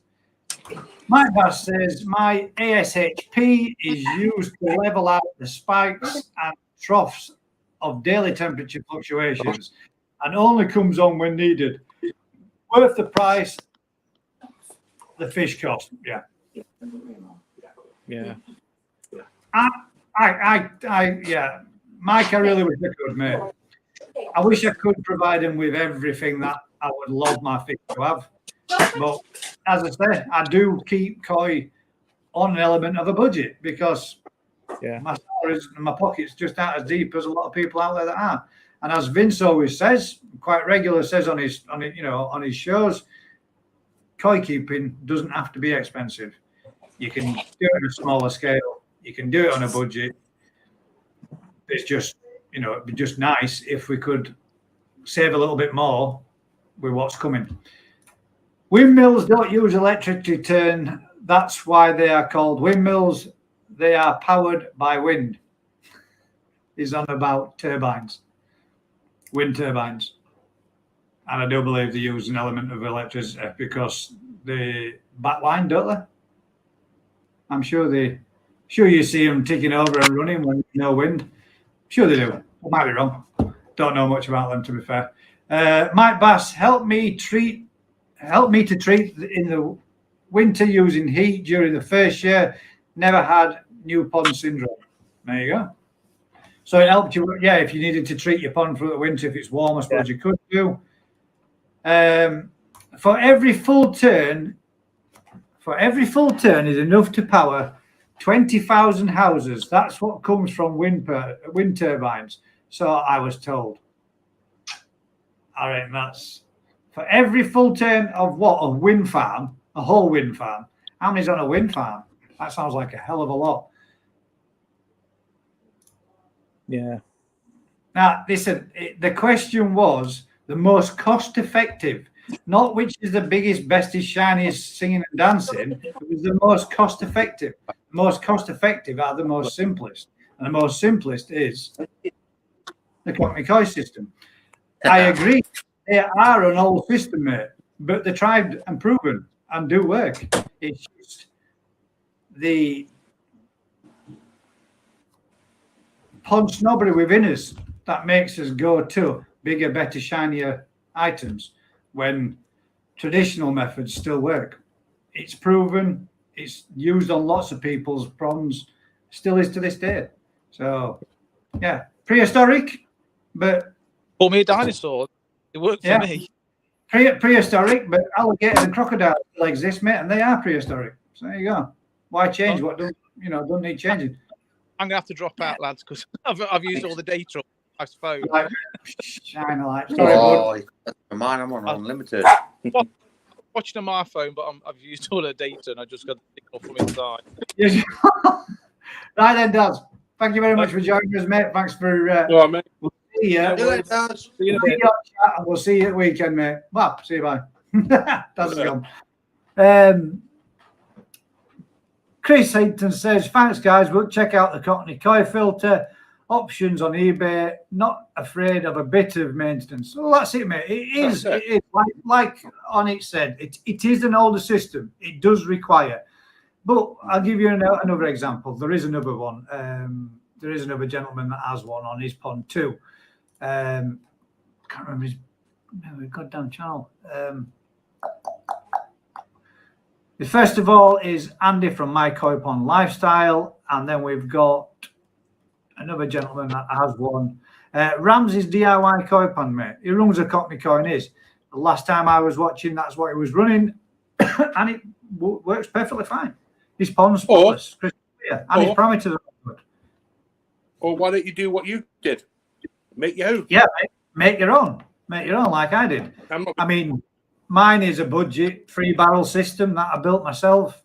All right, a couple of hiccups along the line whilst making it, but my filter system didn't cost much more than about 140 odd quid, and then a pump to buy and an aerator to go with it. So yeah, but what's it called though? 3-barrel filter system, mate. They do work, they're effective, and they do a good job. Yeah, exactly. Mike Bass says I have an 8-inch multi-bay after the drum filter on 8-foot an 8-foot multi-bay after the drum filter on my 1,000 gallon pond. So there you go. This gentleman's got 1,000 gallon pond. He runs a drum and he still puts it through an 8-foot multi-bay afterwards. And also running a heater on his pond and everything else, and some nice quality fish. Up north, Koi Pond says, putting solar on my shed next year to run the pond, going to cost about 2K. There you go. Yeah. But hopefully, that's an investment that in the long run will pay for itself in what you would have been spending running your electric for your pond. It's a large investment, but when you've got a lot of fish in a big pond, I guess that's the lesser of two evils. Either the expensive bill that you pay them to provide you with what you need, or you take it out and do it yourself. Damn right. I'd say that 100% if you can afford to do it. That was for 12 410 watt panels at 25.2 kilowatt batteries, or 5.2 kilowatt batteries. I've been looking at drum filters for my pond build. Would you recommend them? Drum filters are good. I guess I probably would have one if I were able-bodied. But I think drum filters for me take out an element of what I consider being part of my hobby, which is the maintenance and upkeep of my pond and my filters. A drum filter basically does it all for you. I mean, if you like the idea of coming out in the morning with a bag of food and wanging it on your pond and doing that 3 or 4 times through a day, and that being the only involvement you have with your fish, because you'll be running an auto top up, an auto overflow, and then the rest of it for you. Yeah, all credit to you if that's what you call fish keeping. But for me, part of the hobby is doing the general filter and getting in there and having a go at it. I mean, I enjoy it. There's many a weekend I spend time in my shed talking with my mates on a little video calls, and we're all doing the same kind of thing. We're all enjoying it. That's part of, but each their own. I do think they are good, 100%. There is no two ways about it. They are very good filters, 100%. They're good, but again, who wants to spend 4 or 5 grand on a filter system? Not me, that is for sure. Not many people could afford it either. No, I think they are good, but I would say they're a slightly more deeper pocketed koi keepers venture.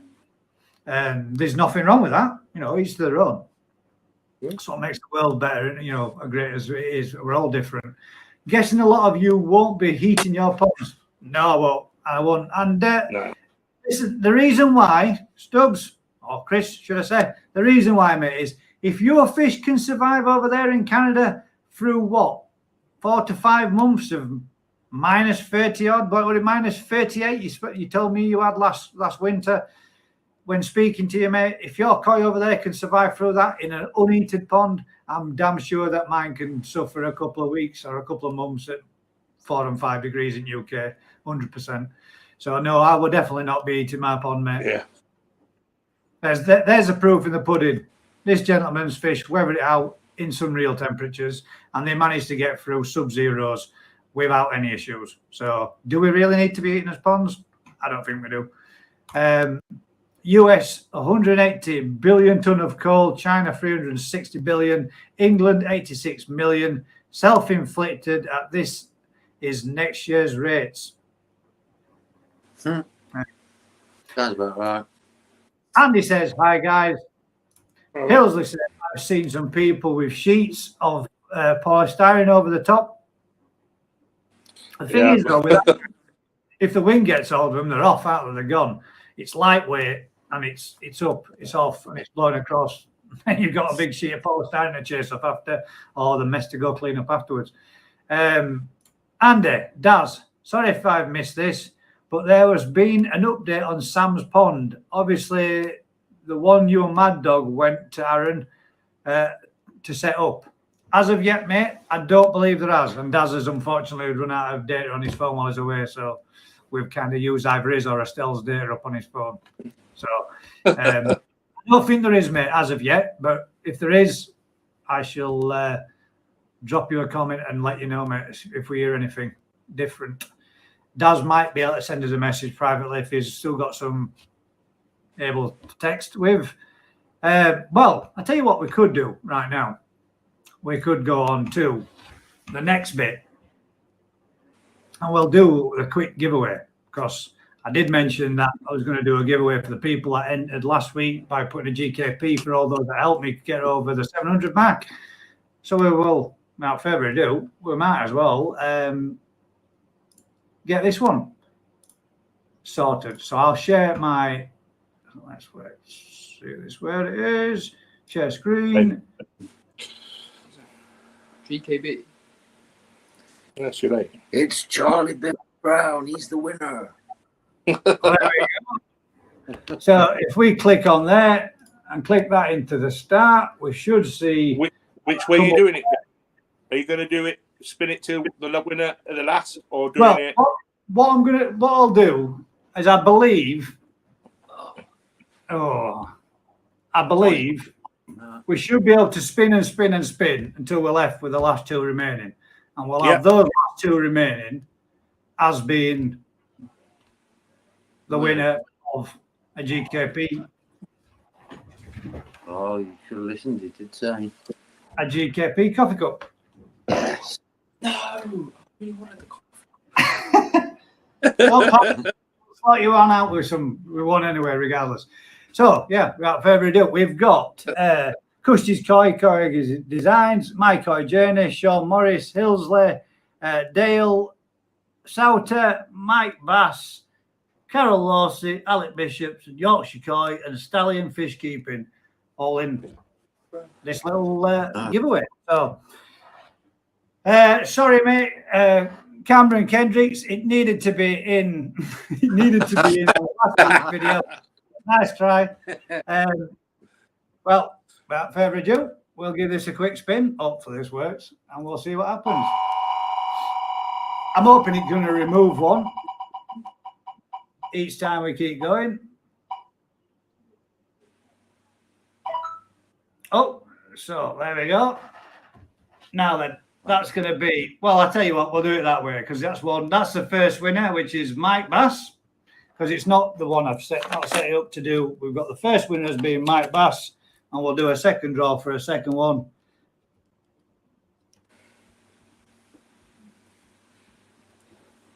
And we'll see who is lucky enough. Oh, now then, I need to remove Mike Bass. Put my name in instead. Well, if it lands on Mike Bass again, we'll just redo it again. I suppose technically that makes it a little bit unfair, but if everybody's cool with that and you're not too bothered about it, we'll give it a spin a second time and see. I should have done it to eliminate. I thought I had.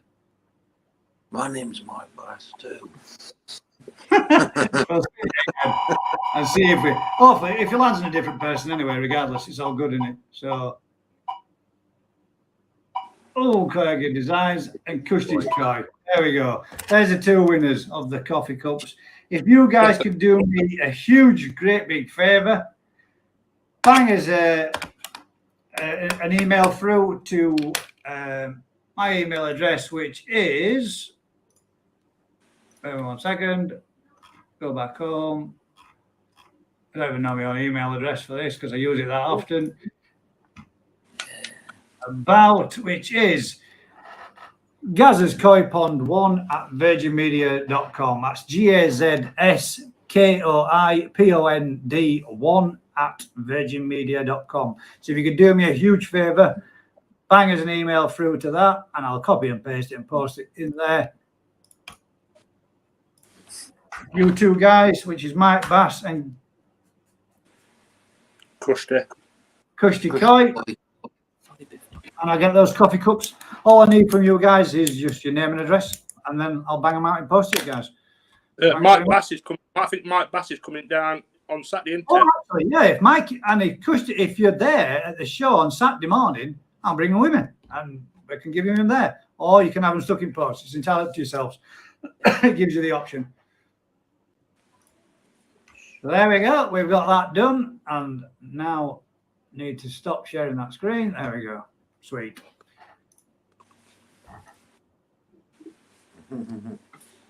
Close that one down. Bring that one back up. There we go. We're back and done. We're sorted. So there you go, guys. You'll probably have to put a net over the. I already have a net on my bond, mate. That's the reason why I thought about doing it, because that way then it'll stop. My water level is already, you know, a couple of inches below. So that's the reason. That's exactly why I was thinking about doing it, giving it a go. I'm not saying it's going to work. I mean, I don't know. It should. It will do. I think it's got to make That's an element of difference, hasn't it? So it would. fingers crossed. Because they're UV protected as well, aren't they? So yeah. You'll probably have to put a net over at the ball pond balls to stop the wind blowing them away. Yeah, totally agree, mate. But I already have one over it anyway. Mike H says, "Evening, Mr. Colin. Hi there, mate.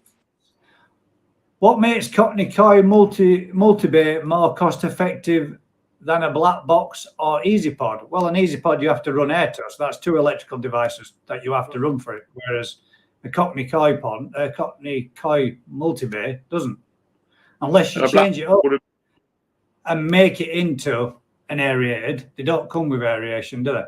They're just 1, 2, 3, 4 pods with a vortex on end, and it's a series of medias that it passes through and returns. Yes, they are pump fed return, but they can be set gravity in like Andy's is, and I do believe the other gentleman, as I said earlier, which was Ramsey's DIY. I think is it Lee? Is it Lee? I think it is. I think. So, what makes a Cockney Koi multi-bay more costly than a black box or an easy pod? Well, a black box won't be big enough for 14,000 litres. A black box wouldn't be big enough, would it, to run a 14,000 litre pond for a start? So a Cockney Koi large one, 8-foot one, would be, and they only need to be pump fed back out. Whereas if you're using an easy pod, you need both aeration for boiling it up and a pump. So that's 2 things as opposed to the one. So that's why I said it was more cost effective. I mean, I used to have the biggest mega black box they did, and you've seen it, guys, on my L-shaped pond. It did it for about 6,000-7,000 litre pond, but for anything bigger with koi, it didn't really work. It won't really work. Until I get a slight feeling like it's like you're trying to poke the bear, mate. Can't be cheap all your life. Well, I'm not cheap, mate. I'm just sensible with my money. So take your insults and sling them elsewhere. Fair point, Davey. I'm saving for air source pump for the new grow on tank in the new 8-block filter house. I disagree with David. Multi-bays are just cost effective as a black box and an easy pod, as they all need to be. Well, I've just explained your reasons as to why you're both wrong. So there you go. Now you know. They are pump fed or pump return, but an easy pod requires aeration, which also requires a secondary electric device to provide that air, which is why I said it was cheaper. You don't use aeration to go with Possibly, mate. Yeah, possibly. You don't use aeration in a multi-bay. They are a series of stages of filters where they pass through one to another to return. So if you're setting it up as a conventional setup, how they were designed to be used. Lots of people modify them, change them, and stick aeration in them, like such as Andy from Koi Pond Lifestyle has done on his. He's made his into a moving bed filter system on it. But that's just my opinion, guys, and that's what this is about. I'm not saying these are the best choices out there. I'm saying that's my opinion. Agree, disagree, whichever. It's all good. Oops. Sorry. But you, Too late now. Simon says, good luck, fingers crossed all. So what do you disagree with on it? They all need the same equipment no matter what. Even if you're gravity fed any filter, you need a pump of some description to return the water to the pond. Yeah, you do. If it's pump fed in, it's gravity out. If it's gravity in, it's pump fed out. But the bit that I was saying was difference between that and an easy pod is an easy pod needs to be boiled up. And a boiling up is an aeration, which means that's another additional running cost of a different item in your filter house to go with it. There's the email address, guys. If you want to stick us in your names and addresses, appreciate it. What I'm saying is a multi-bay is no more cost effective than an easy pod or a black box. Just that easier to clean. It's a 3-pound. As for the easy pod, they only need air supply when cleaning. That's exactly what. Right. Well, if you clean it 3 times a week and you boil it up for 30 minutes each, 20 minutes each time, 3 times each time you boil it up, and you do that 3 times a week, that's costing you, regardless of how you look at it, it's still going to cost you 52 weeks, 365 days in a year. It's going to cost you. That's an additional cost to an easy pod or a multi-bay that doesn't have that element and doesn't require it. So it's cheaper. That's all I'm saying. I'm not wrong. You are. Simple as that. I'm not saying they're better, and I'm not saying an easy pod is better than, a multi-bay better than an easy pod, but the easy pod has a design that uses air for its cleaning purposes. Most people clean 2 to 3 times a week, and they do that by putting air through it, which is provided by an air pump, which uses electricity each time you do it. And he asked what was the most cost-effective filtration system. And I personally believe the most cost-effective filtration system is a multi-bay, because it only has one element, a pond pump, to return it. That's it.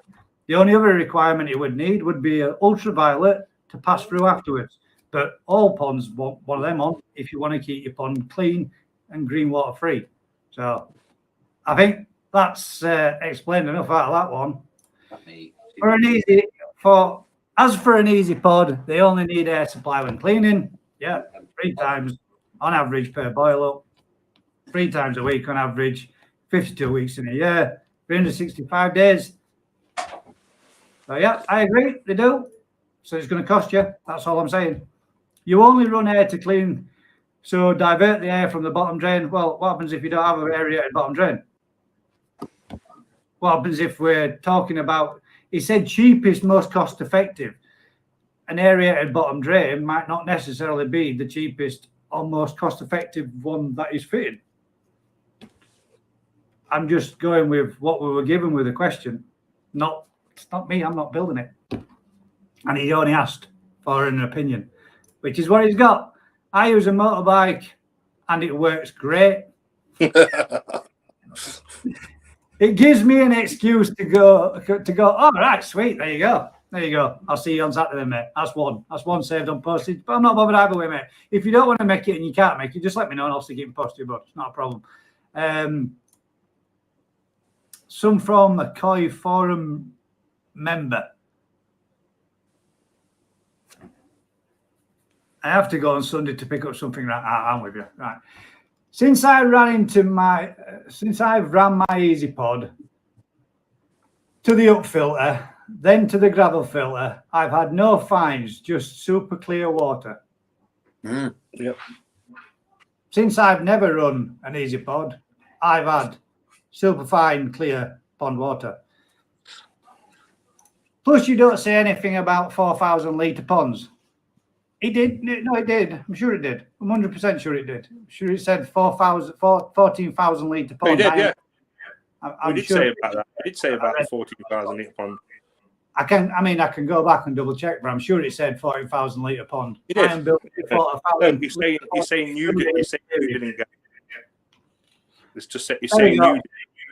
Planning now to build a 14,000 litre half-raised sleeper pond over the winter. Can you suggest the most economical filter setup, please? Bottom drains will be used. It doesn't say aerated bottom drains. There we go. Just to clarify. That's again just my opinion. The aeration in the Easy Pod is only used to clean. Rest of the time it's static bed. So just to divert air from the source for 2 mins. 2 mins? Everybody I know boils like 20 minutes, 20 minutes. And they do that 3 times. That's an hour. Continuous boiling away. Mm-hmm. It was when I went to school anyway. 20 and 20 was 60. That's an hour. Actually, you can run the air on an Easy Pod from the same air pump you run your pond's air supply on. You're right, you could with a switchover. Definitely could. But that's making it slightly more complicated. And he asked for a simple filtration system. Evening, lads. Hope you're well. Sorry I'm late. Keep smiling, Mike. I'm smiling, mate. I'm still smiling. People have missed the element of the question, which he said, which was simple. Economic. Yeah. Economical. My 3 metre multi-bay is aerated in 3 bays, static first bay, but you do have a static KK 5,000 volts that's got a tempest before the KK 5,000. Have you put that in, though, and modified it? Or did it come with the aerated 3 static bays? Or aerated 3 bays and 1 static, whichever it is. I would say you don't need a UV light on all the time. You only have to have a timer for 12. Yeah, 100%, mate. Yeah. That's a good shout. That is a very good shout. Yeah, mate. Turn it off at night and then winter. Yeah. Come dark hours, you could have them just switching off and going back to when full sun. That's not a bad shout. It was Chris that mentioned 40,000 pond. I know it was Chris. I just read it out. I just reread out his message. That was the reason why we got on to being a static bay. I've been working on filters out of a 15 litre caddy bin. Works a treat unless it's got a crack in it. Sorry, I'm only joking with you, but you know that. I've been working on a filter out of a 15 litre caddy bin. Works out 3-stage filters the way I've designed it. I will show you when I complete. It's just like a little box filter. It's basically something similar to what did the Pond Guru did? Yeah, the little. They use them for recycling food waste and such, like one of those type of mini bins. I think you mean, aren't you, mate? And yeah, I personally think having a go at making your own is probably the best, cheapest form of method. Like Vince has made his own. I don't know if he's replaced it now, whether or not that's gone back into the new 8-block filter shed. But he did make his own version of the Easy Pod out of a bin and pipework and such, designed along the same sort of style and method. I modified Gaz, my Manor Bay, but each bay is 250 litres. Yeah, modified. The standards don't, do they? I don't know. I mean, again, another modification which makes it a better filter. So, again, some of them, not all of them, not all modifications are better, but some of them definitely are. Stallion says, yes, that is, mate. I thought so, bud. I bought some filter grid for it. It's going to paint it black because it's green. Now then, if you're going to paint it black, mate, make sure if you're going to need a paint that contains a plasticizer, because you can't spray plastics or paint plastics unless you have an additive that keys the paint to the plastic, and it's called plasticizer, mate. So save yourself the misery of it all flaking off and looking a mess in months to come. You require a plasticizer. You can buy it in a rattle can already pre-mixed. You can go to your car dealers, pick up a tin, ask them to add it, or mix it up with your plasticizer in for you. Key it back, sand it up, give it a gentle key up, and spray it back up, mate. Jobs are good. And if it's plastic already, Stallion, it will be inert anyway. So why? And it's going in your filter box. Why would you paint it, dude?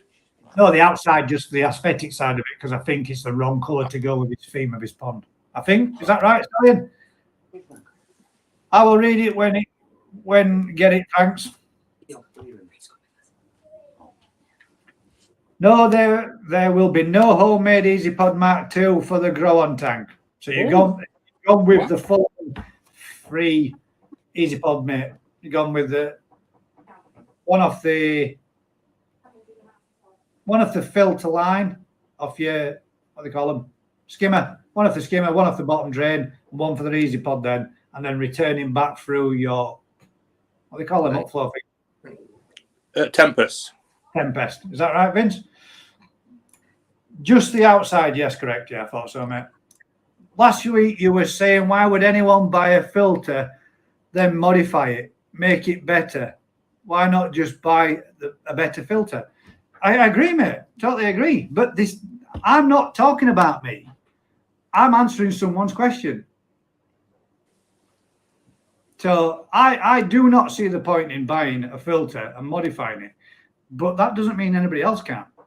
I'm saying I don't see the point. I would rather build a filter to my own specification and make my own how I want it to work. And if it don't work, then I can modify that, because then it's completely made by me. And if it works, brilliant. It saved me a fraction of the price.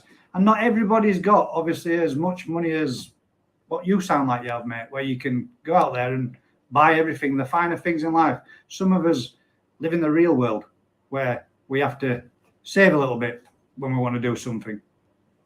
And I would rather save where I can, when I can. Yeah. So I've got a question. If anyone knows, last bay is leaking, but looks like it's coming through the fiberglass. Could I just use rubber paint that Cotswell sell, or there is something? Has anyone got any other choice? You've plenty of choices, mate. You can just fiberglass it again on outside, and you can just gel coat it again on inside.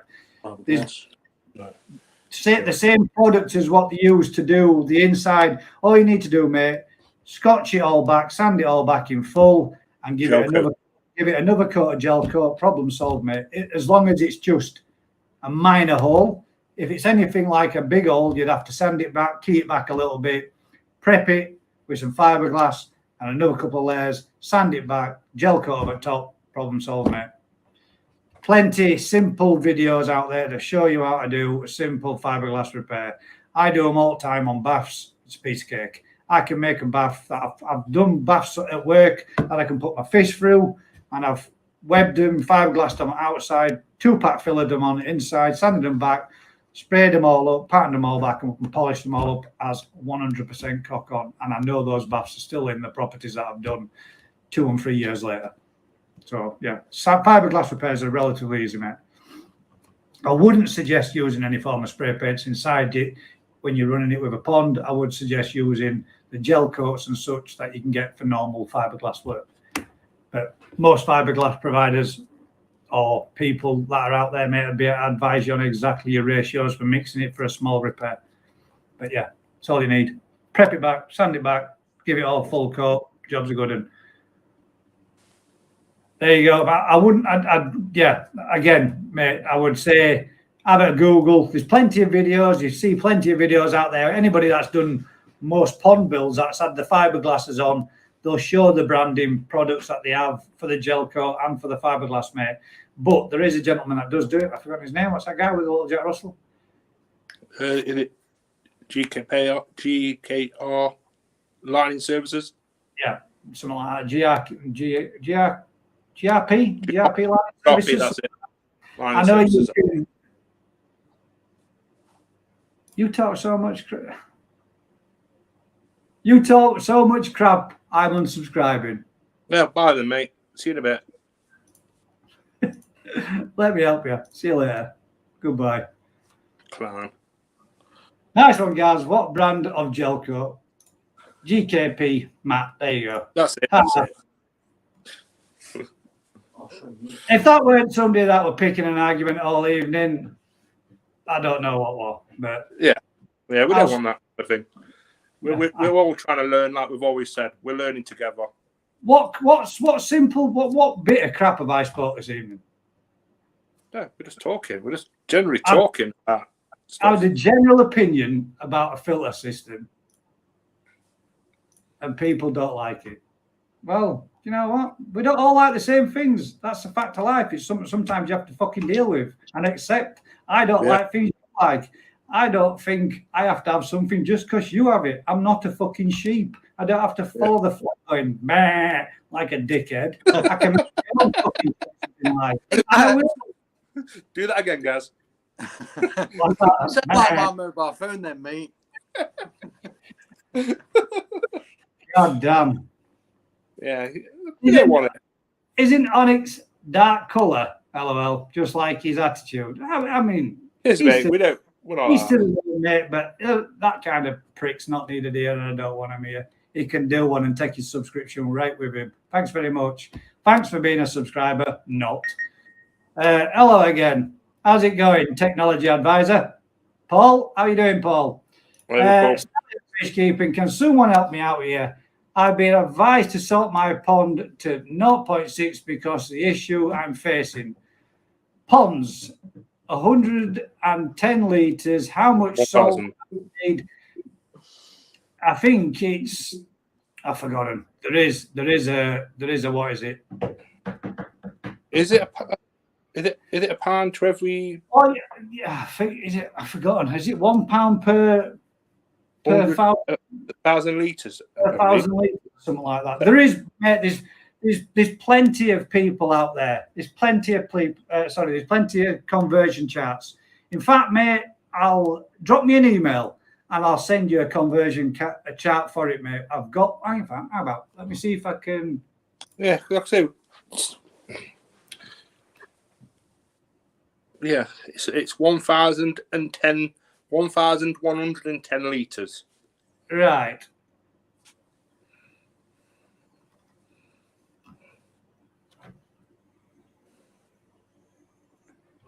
What's it? 1,010 pond size was what again? How many gallons? 1,110 litres. Oh, it had to be.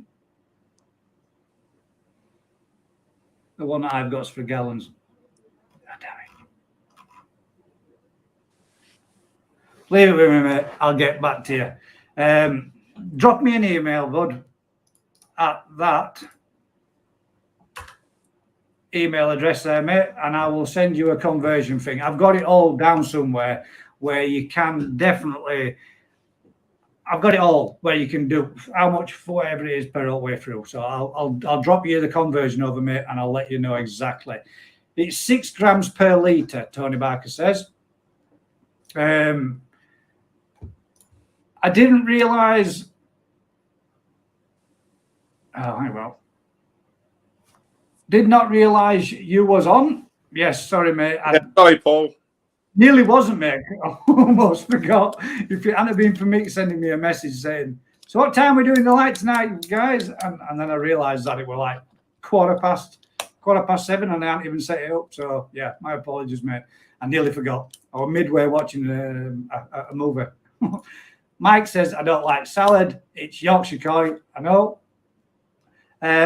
I'm waiting for the salt meter in the post. Hope to get the salt and the meter at the same time. Technology advisor here. Same again. Hi, Paul. Peter is Peter. Don't rise to it. You're better than that. Thank you very much. Peter. That's it, mate. People want to push buttons, mate, and for long enough, I've kept my mouth shut. And I did say I ain't going to be that guy anymore. I'm going to be me. And if it means I'll lose a bell end, that's a subscriber. What's the big deal? Gaz needs Vercon S LOL sheep dip. Facebook post helps getting subs. Thank you very much, mate. Appreciate it. Anything's a help, mate. 100%. It's 6 grams per litre. Cheers, Gaz. Hi, Gaz and Teddy Bear. It's Amanda. Onyx is on. What I know he is. He's one of Gary Webb's followers. He too is a sheep, so they can do what sheep do. Keep following the chef. There you go. There's the email address. Bank through to us, mate, and I'll get in touch. Many years ago, I remember a channel on TV was 1 to 4. Then many years later, Channel 5 came out. But yours, Gaz, is the best channel I've watched so far. Thank you very much, Charlie Bifter Brown. I'm one of Gary's levers. Yeah. Me too, mate. Another great show. I thought you were the best mate, Paul. I get it. I understand it. But, I mean, if you want to have an opinion, I'm entitled to one. Just because I do YouTube doesn't mean I'm not entitled to an opinion. Somebody asked me a question. It's a straightforward system that works. Granted, it's not as good as, you know, your new modern systems that are out there. But somebody that's wanting to introduce herself into the hobby and wants to have a start and has a budget and wants to start with it, it's a good place to start. And it'll probably save him many, many years of good ponding hobby where he can enjoy it at a fraction of the price of what some of you muppets spend on your really expensive Yeah. I'm sorry, but if anybody thinks spending £7,000 on a drum system is a sensible thing to do for a new pond keeper, well then, I'm sorry. You need to learn everything that there is to learn about pond keeping first. And you do that by starting with the basics. You ain't going to learn that by going straight out there, having a self-automated system that does it all for you. And all you do is stand by it 3 times, 4 times a year when you have a barbecue in back garden. That's not what pond keeping's about. Yeah. Or am I wrong? No, I'm sure. I mean, you think 20 years ago, them multi-bays were the dog's danglies, weren't they? They were, because they were good and they did what they needed to do. A box filter to a degree for some ponds is perfectly acceptable. But at times when we all go and we had that few extra fish, we have to upgrade and we go bigger, then you go bigger. But you don't just go straight out there and buy yourself the biggest pond. Have someone, well, unless you've got some really deep pockets and you're not really into fish keeping and you're just a new hobbyist that wants to have a stick and just have something like, it's just an image. Because it's not about if you go out and buy a 30 grand fish and you put it in your 40 grand pond and then you go out and buy another 15, 20, 30 grand fish, that ain't for the love of the fish, is it? Not in my eyes. That's somebody with expensive taste and expensive hobby that wants to show just how much money he's got. But there's nothing wrong with that. As long as the fish you get healthy and they're being looked after, that's each to their own. That's brilliant. Yeah. You do what you please. That's what makes the world different. Yeah. We can all but we must say there are some high-end people who do care about their core as well. Oh no, not disputing that. I mean, I'm just meaning 100% there is, mate.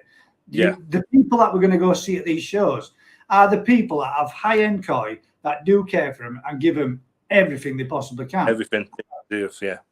They have all these very good expensive systems. But if you go to them, any one of them, and say, how did you start? They didn't start with the top brass stuff. They started at the bottom, they went the way up, and they got to where they're at. And that's what they've told me personally. So I know I mean, look where I've got what I've got now. It took me years to get to that level. What I'm at now, filter wise.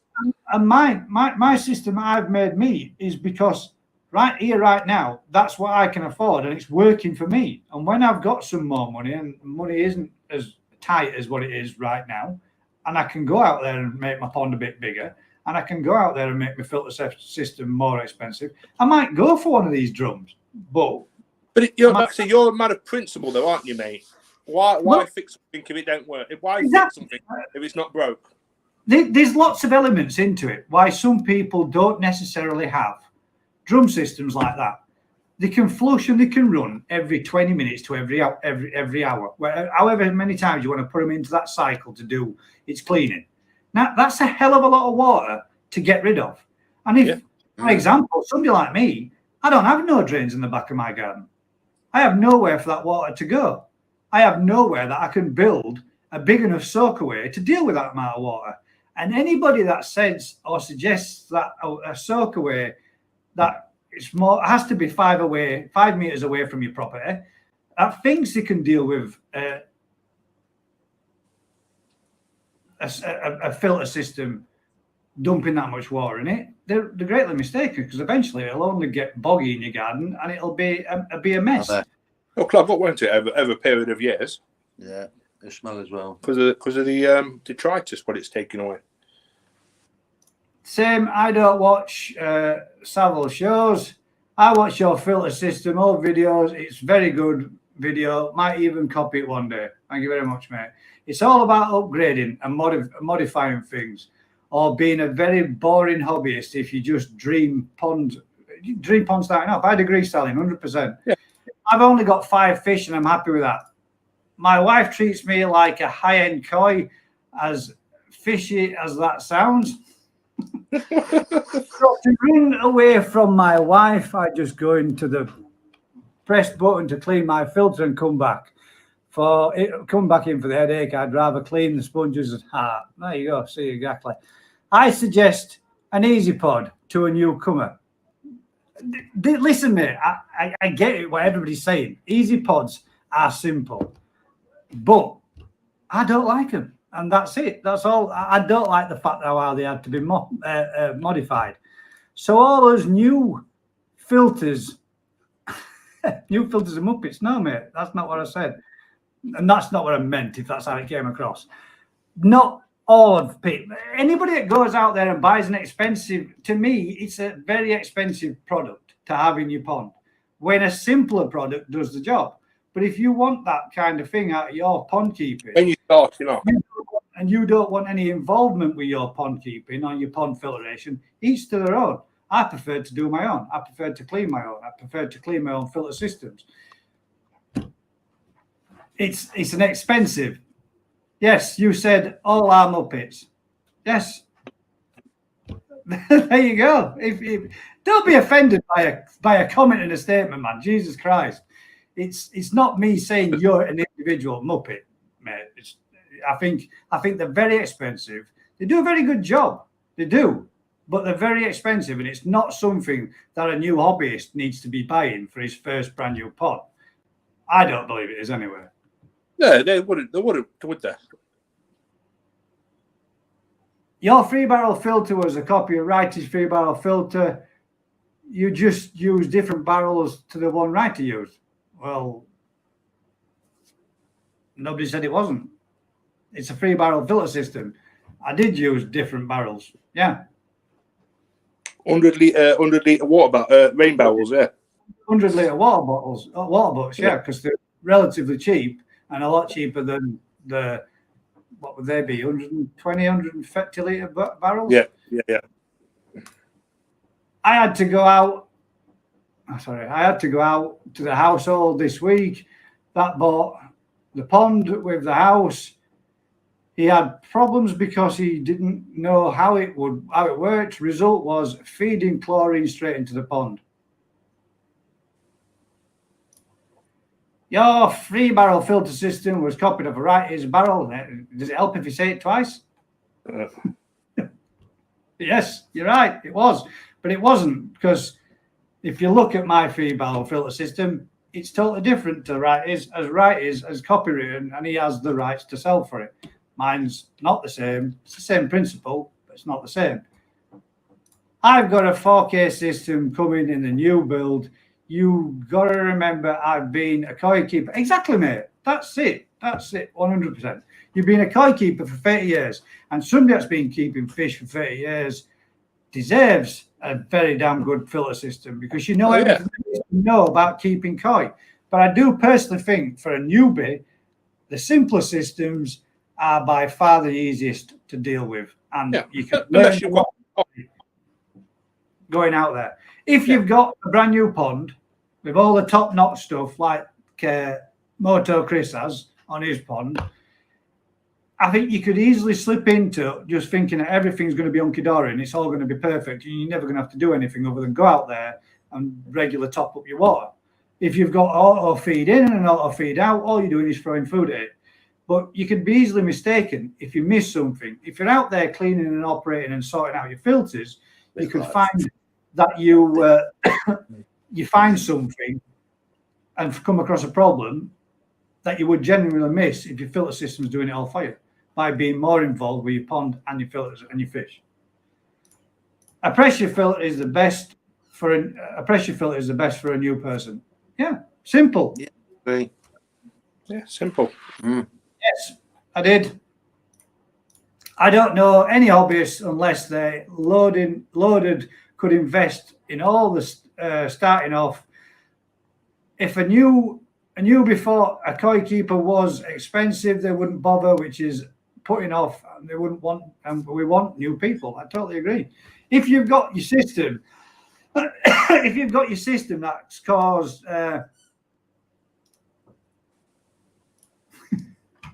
Oh, that pissed some people off tonight. I know. You do. You're them up with a free barrels. Each to their own, mate. Don't let the door hit you on your way out, mate. See you later. Who cares if it's copy as long as it works? That's the one. Koi collector, it's each to their own. I just recommend to everyone, buy what you can afford. That's it, mate. 100%. This gentleman was talking about having a cost-effective, simple, relatively simple to use filter system.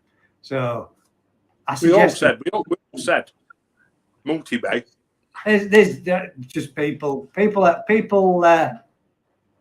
never said I have all the new kit, says Mr. Moto Chris. No, you just insinuated that you did. My bad. You don't have the new kit. You have a crappy multi-bay system, same as me. Or you have a 3-barrel filter system, crappy one like I built, same as me. Or somebody else's design, or some other easy pod, or something else. It's I'm not getting into it, mate. It really is. It is what it is. It's each to their own. I just recommend to anyone, they can buy what they can afford. If you can afford the drums and all fancy filters, get them. If you can't, get what you can afford. I use a lot of box filters.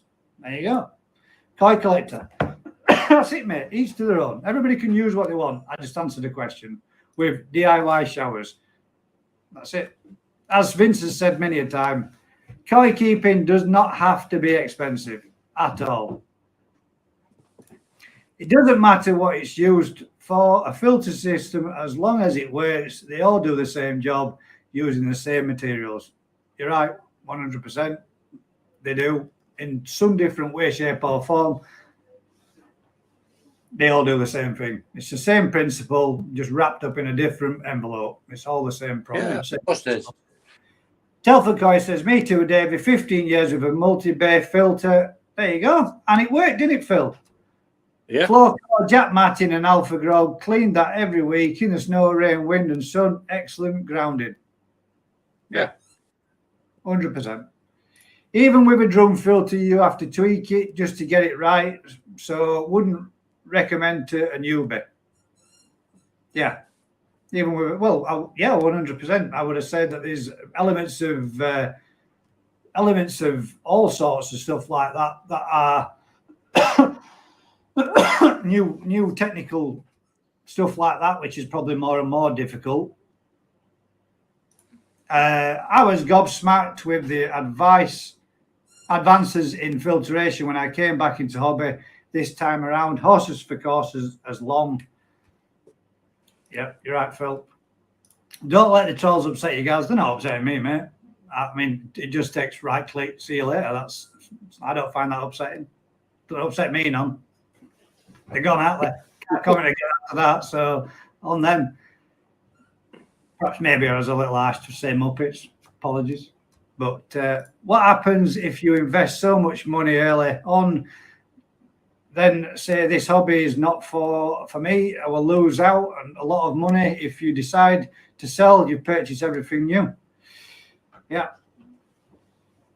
I think if you ran out there and bought everything really good, really top-notch stuff, and you didn't like, like you did fall out with the hobby, it's a hell of a lot of money because you ain't going to get that money back when it comes to selling it at second hand. So a hell of a lot of money you could have wasted. But yeah. I think there's a lot to be learned from starting at the bottom and doing it from the bottom and working your way up.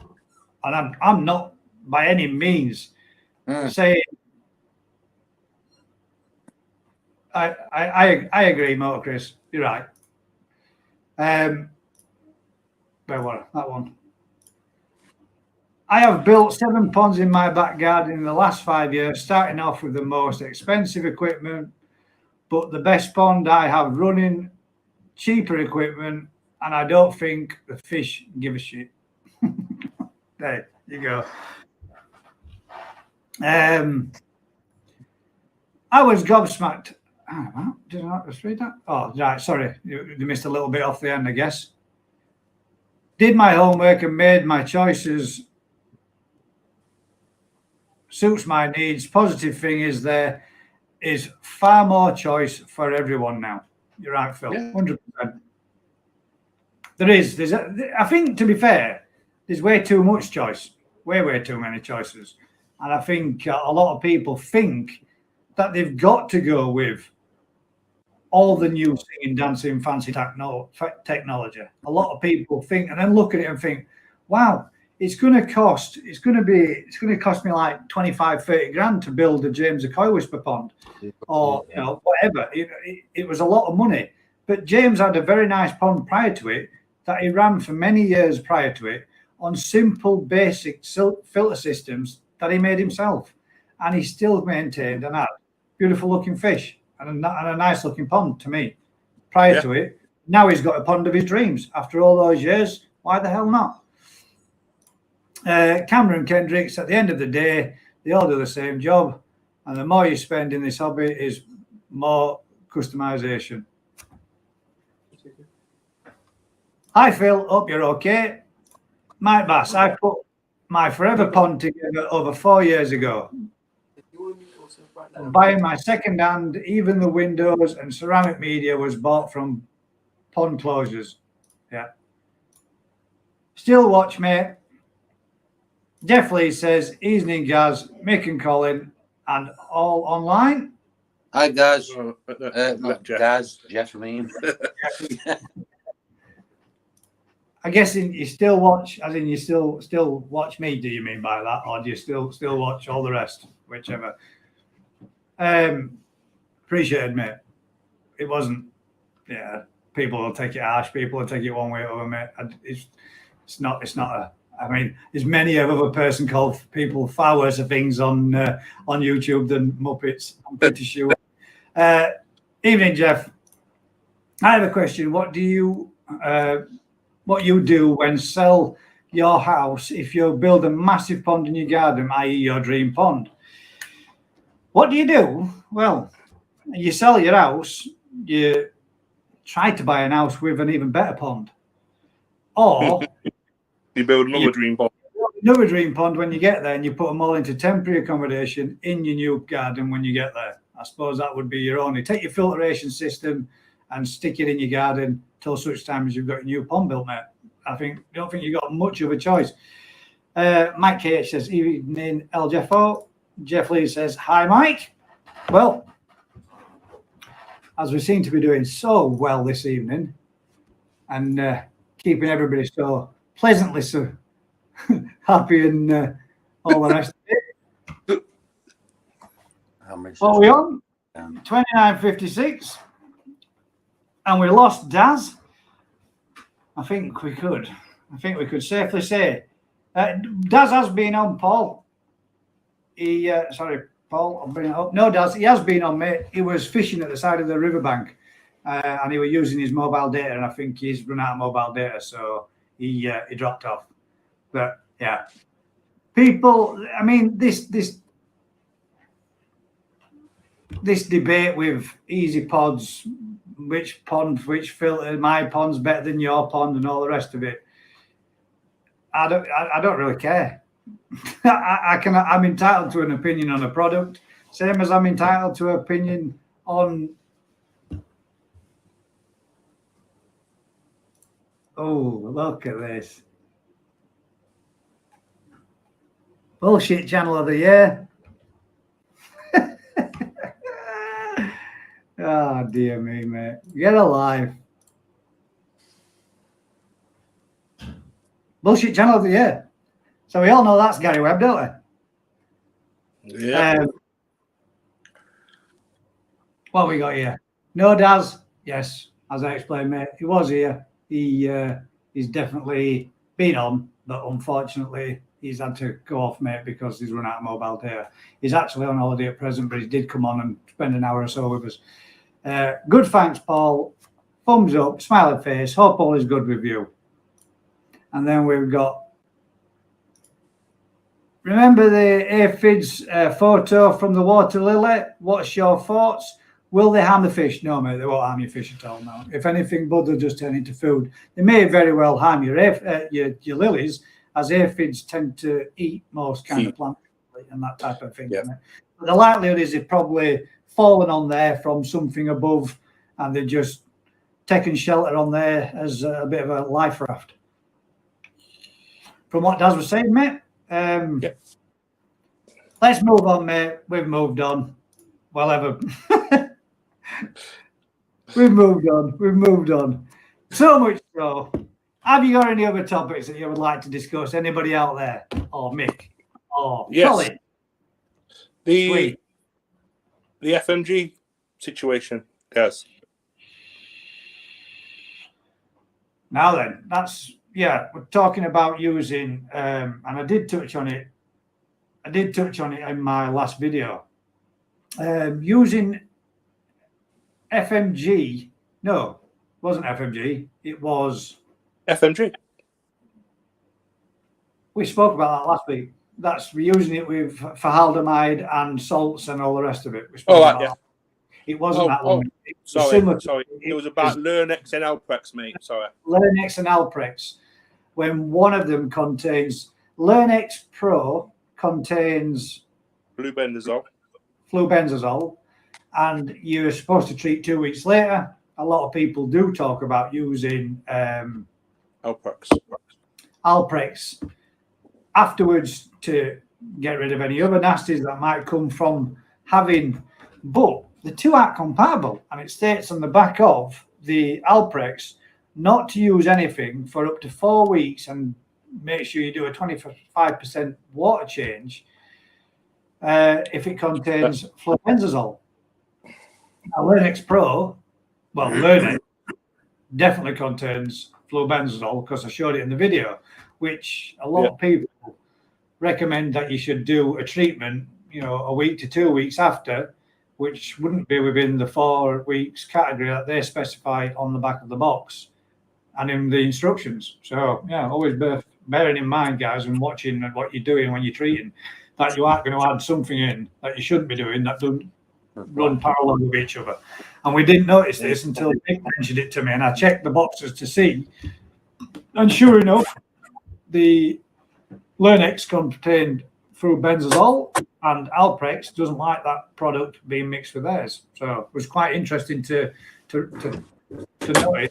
I'm glad I did and didn't do anything putting it in. Remember, done that one.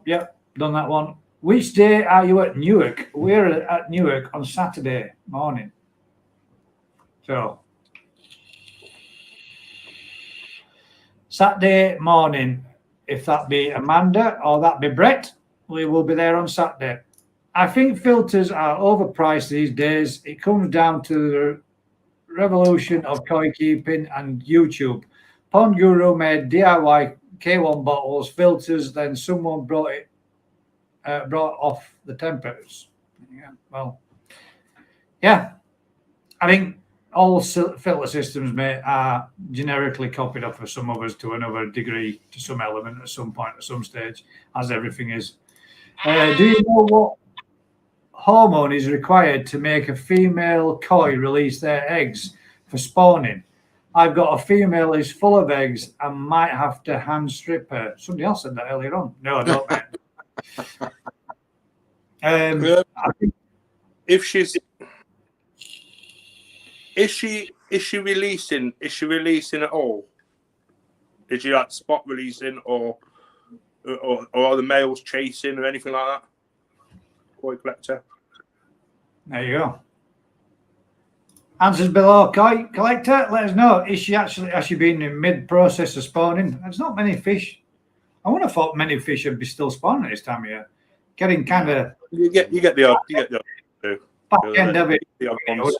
would probably be your if you aren't spawned now, it probably ain't gonna spawn. But plump females, didn't you have one that Yeah, you know, monster this she year. was very plump, but she spawned this year, but no come of it, did it?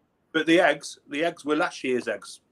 If you get what I mean, they didn't, or they was this year's eggs, but none of them was viable because they was yellow in colour, weren't they?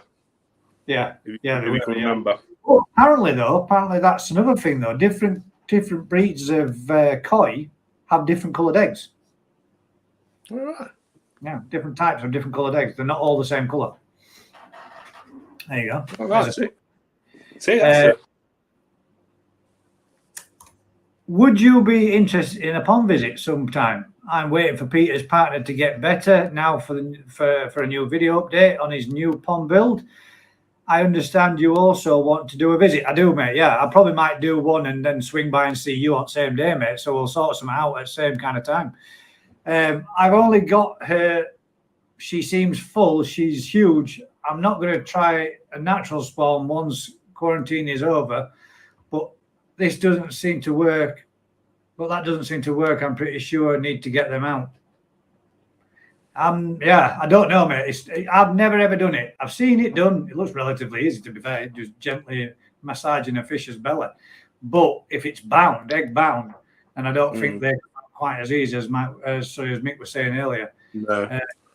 You can always try isolating it with a couple of males, like you say. Try a natural spawn. Yeah. See what happens. Because the Sankey spawn, as most people will know, Daz from Daz's Koi Farm bought a Sankey on the Saturday, say, and by the Monday, it's spawned, isn't it? Spawn. Yeah. So it sounds like it's a new fish that you bought, mate. So it's always worth a try putting her in with a couple of males. Have you And if the water temperature's above the 18, 19 mark, she potentially still could spawn. Wife's just brought dog in and is just going to take him out. But when I looked at it, she's giving him a good brushing, but it looks proper fluffy. I thought she clipped him because his hair looks. Look at you, all fluffed up. Hello. Oh, look at that! Gone, lost all his curls and gone all fluffy. But look at this. This fella is growing big time. Seriously. Vaccination today. So come another 10 more days, he will be able to come out and about. Unfortunately, on this occasion, I can't take him to the Newark show because he's got to do 10 days. And then also he's had his last vaccination, but he's also added, I think it's either an oral dose as well. And it's to protect him from something that's carried in rats and mice and waterfowl and such. So he's not allowed to need any water course. That's it. Yeah, water courses for his nose, wasn't it? Yeah, I believe so. Yeah, it's like nose, an oral type one. But yeah, so he can't go anywhere for a bit. What did I say? Wait. I've seen videos spreading the eggs and then grabbing the male and spraying the eggs with it. spraying. No, there's when the male's milk comes out, mate, it's not so much of a spraying, it's a minimal amount, it's really a small amount. So it's highly concentrated. Yeah, when it's the water, it's dispersed in mass numbers. Mike K says 719 now. Yeah, mate. Oh, I've lost 2. Oh, look at this. Simon Shears, what I missed, bloody wife, LOL. Nothing much, mate, just the usual bell end. Koi collector, yeah, we'll wait for next full moon and try. I think, well, there'll be a full moon, but there won't be no more super moons this year. We've had this last one already of the super. Right. This weekend, Koi collector, the air pressure. It's not about the full moon. Some people may think it makes a difference, but I do think the air pressure and the temp is the main. Just leave it open. It's all right. It's the main thing for making them spawn. Yeah, I need a new one. Sorry. What's your thoughts, Gaz? Pressure. I think air pressure and temp. I think it's air pressure. You want to think just coming. Because you want to think if it's hot and then we have a little dip like we have had, and then it's going to come climbing back up again to the 24th, 26th, 27th again. That's it. That's going. The temperature rising again, so your water temperature is going to rise, so it could set her off. Yeah, if she's not going to eat at one, that is. Yeah, warmer water temperatures make all the difference, and it is air pressure. But it does, a lot of people do have success in and around, or shortly after a full moon.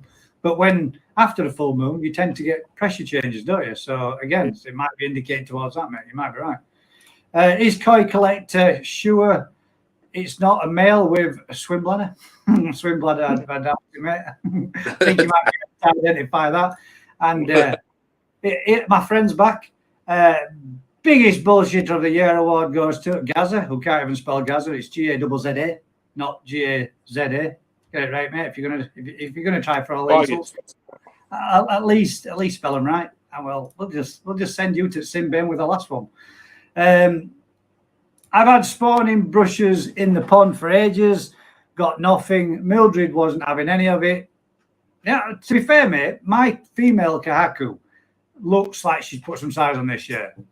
And just because fish get a bit of size in them, don't necessarily mean they're going to spawn. They'll spawn when they're good and ready. It's one of them things, isn't it?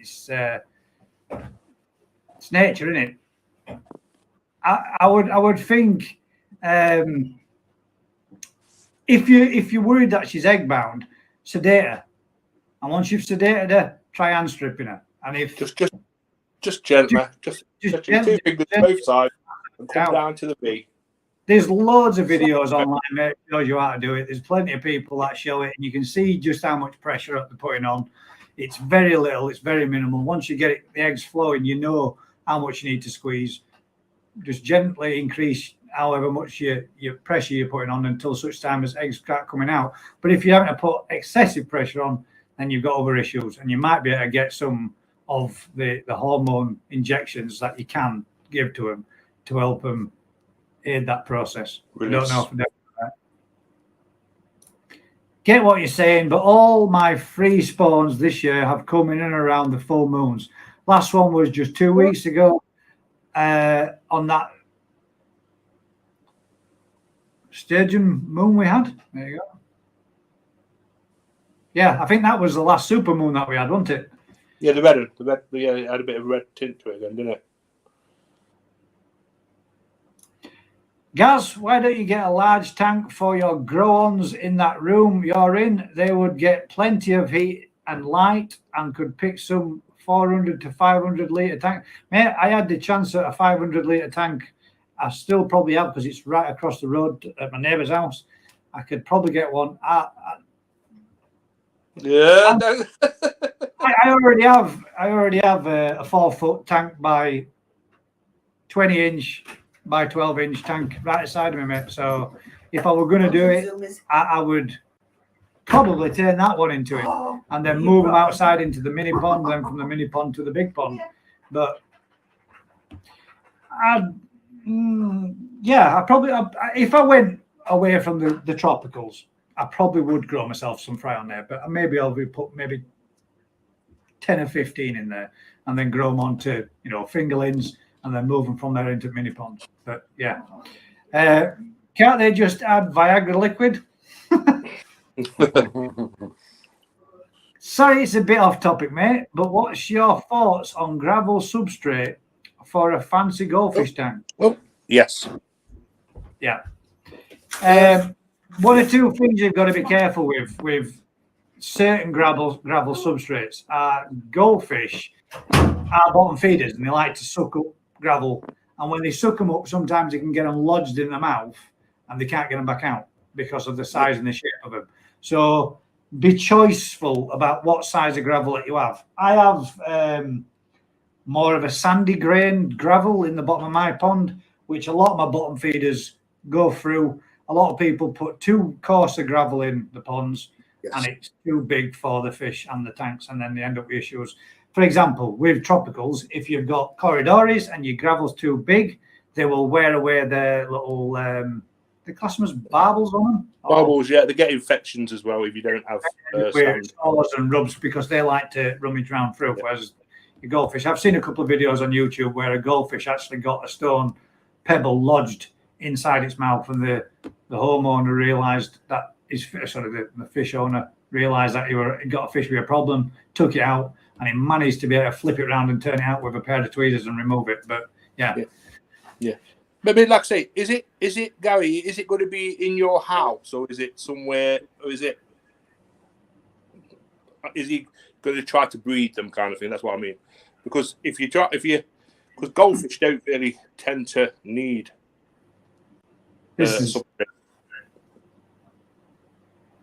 Have a tank behind you like the aquarium court. Be nice to see the fish. I would, mate, but it's the electrical side. The electrical side to my house is there, so it has to go there, or otherwise I'd have cables.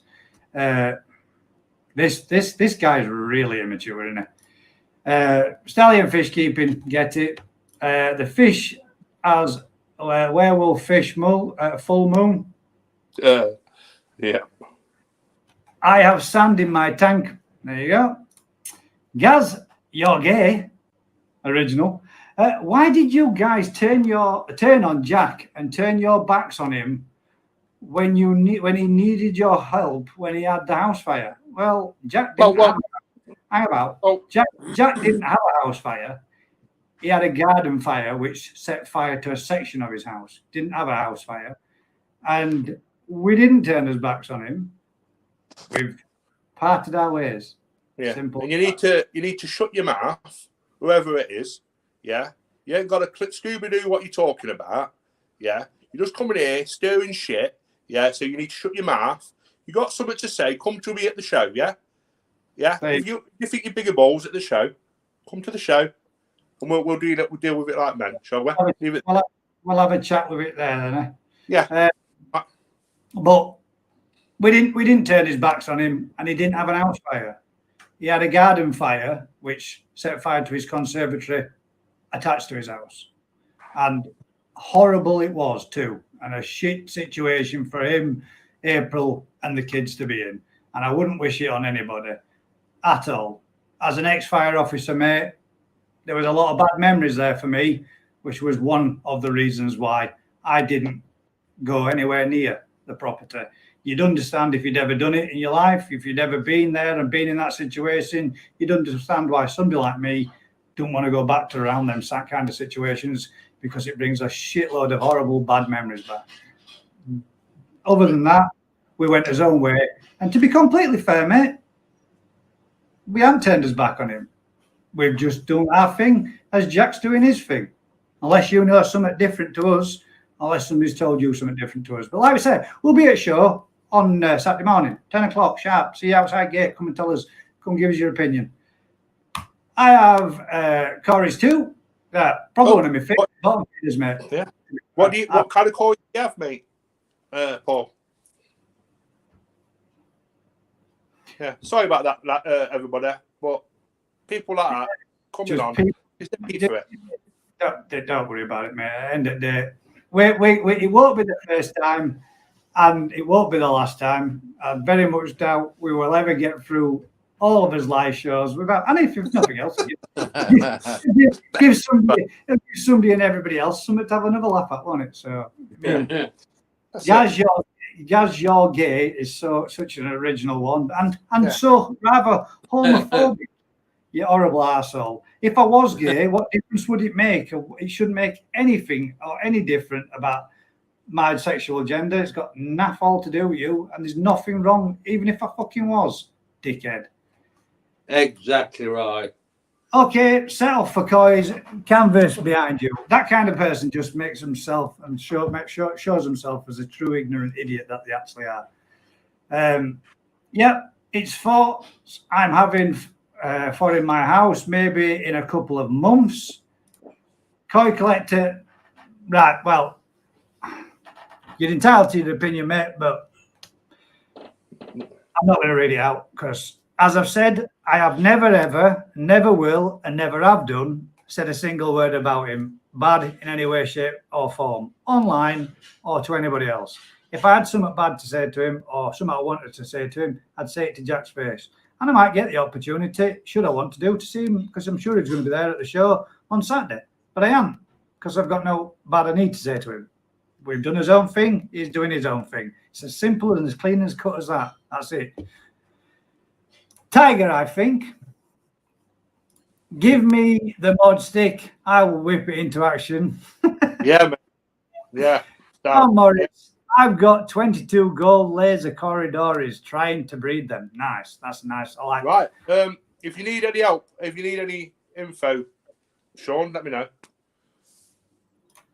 Charlie Bifter Brown, a small-minded folk with nothing better to do. 100%, mate. It's water off a duck's back. If I let people like that bother me every time, I won't be doing what I'm doing. There's a little bit of rough with with everything. So. It is what it is. Simon Shears, I missed all these fallouts, but everyone has their reasons. There hasn't been a fallout. We straight up, that's it. This is it. Right. Yeah. Me, Jack, Mick, and everybody else have just gone his own way.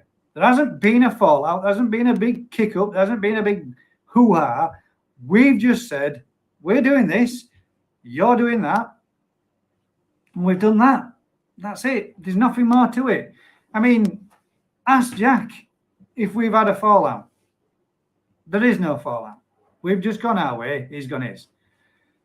Technology advisor said, I think it's got away. But again, mate, I'm not going to get into the let's do this, slagging this off, that off. You're entitled to your opinion, but I'm not going to read it out. Change the subject. I love Koi. Good vibes. Yeah, that's it, mate. That's it. I think what we will do, guys, is as it's getting a bit bitter and it's getting a bit twisted and it's getting a bit personal, and folk are getting a bit arsey, we'll call this evening an evening. For the people that won the coffee cups, if you can do me a huge favour, stick us an email in with a nice email address. Sorry, with your email address, with your home address, and I will bang the cups out to you. Mike, if you're going, I shall see you there. For all those other people that are going there, there's a fair few people I'm going to enjoy bumping into. We'll see you all Saturday morning, 10 o'clock. As usual, thanks very much to Mike, and thanks very much to Daz that was on earlier, and thanks very much to Colin. We'll catch you all on the next one, guys. Usual thing, like, share, subscribe, tell a friend. Until next time, guys, keep smiling. See you all soon. We'll get these ones in. Yes, mate, advice appreciated. We'll sort you some out. I will email for the chat. No problems, mate. Sort you out. Nice one. Gentle, enjoyable evening. See you all on Saturday. Yeah. Koi Collector, take care, Gaz, Mick, have fun. Newark, hope to catch you on the next one. Life around the Koi Pond. Congratulations to the winner. Fantastic show. Simon Shears, night with us. Like I say, thanks everybody. Houston Koi, laters all. Good evening, all. Catch you on the next one.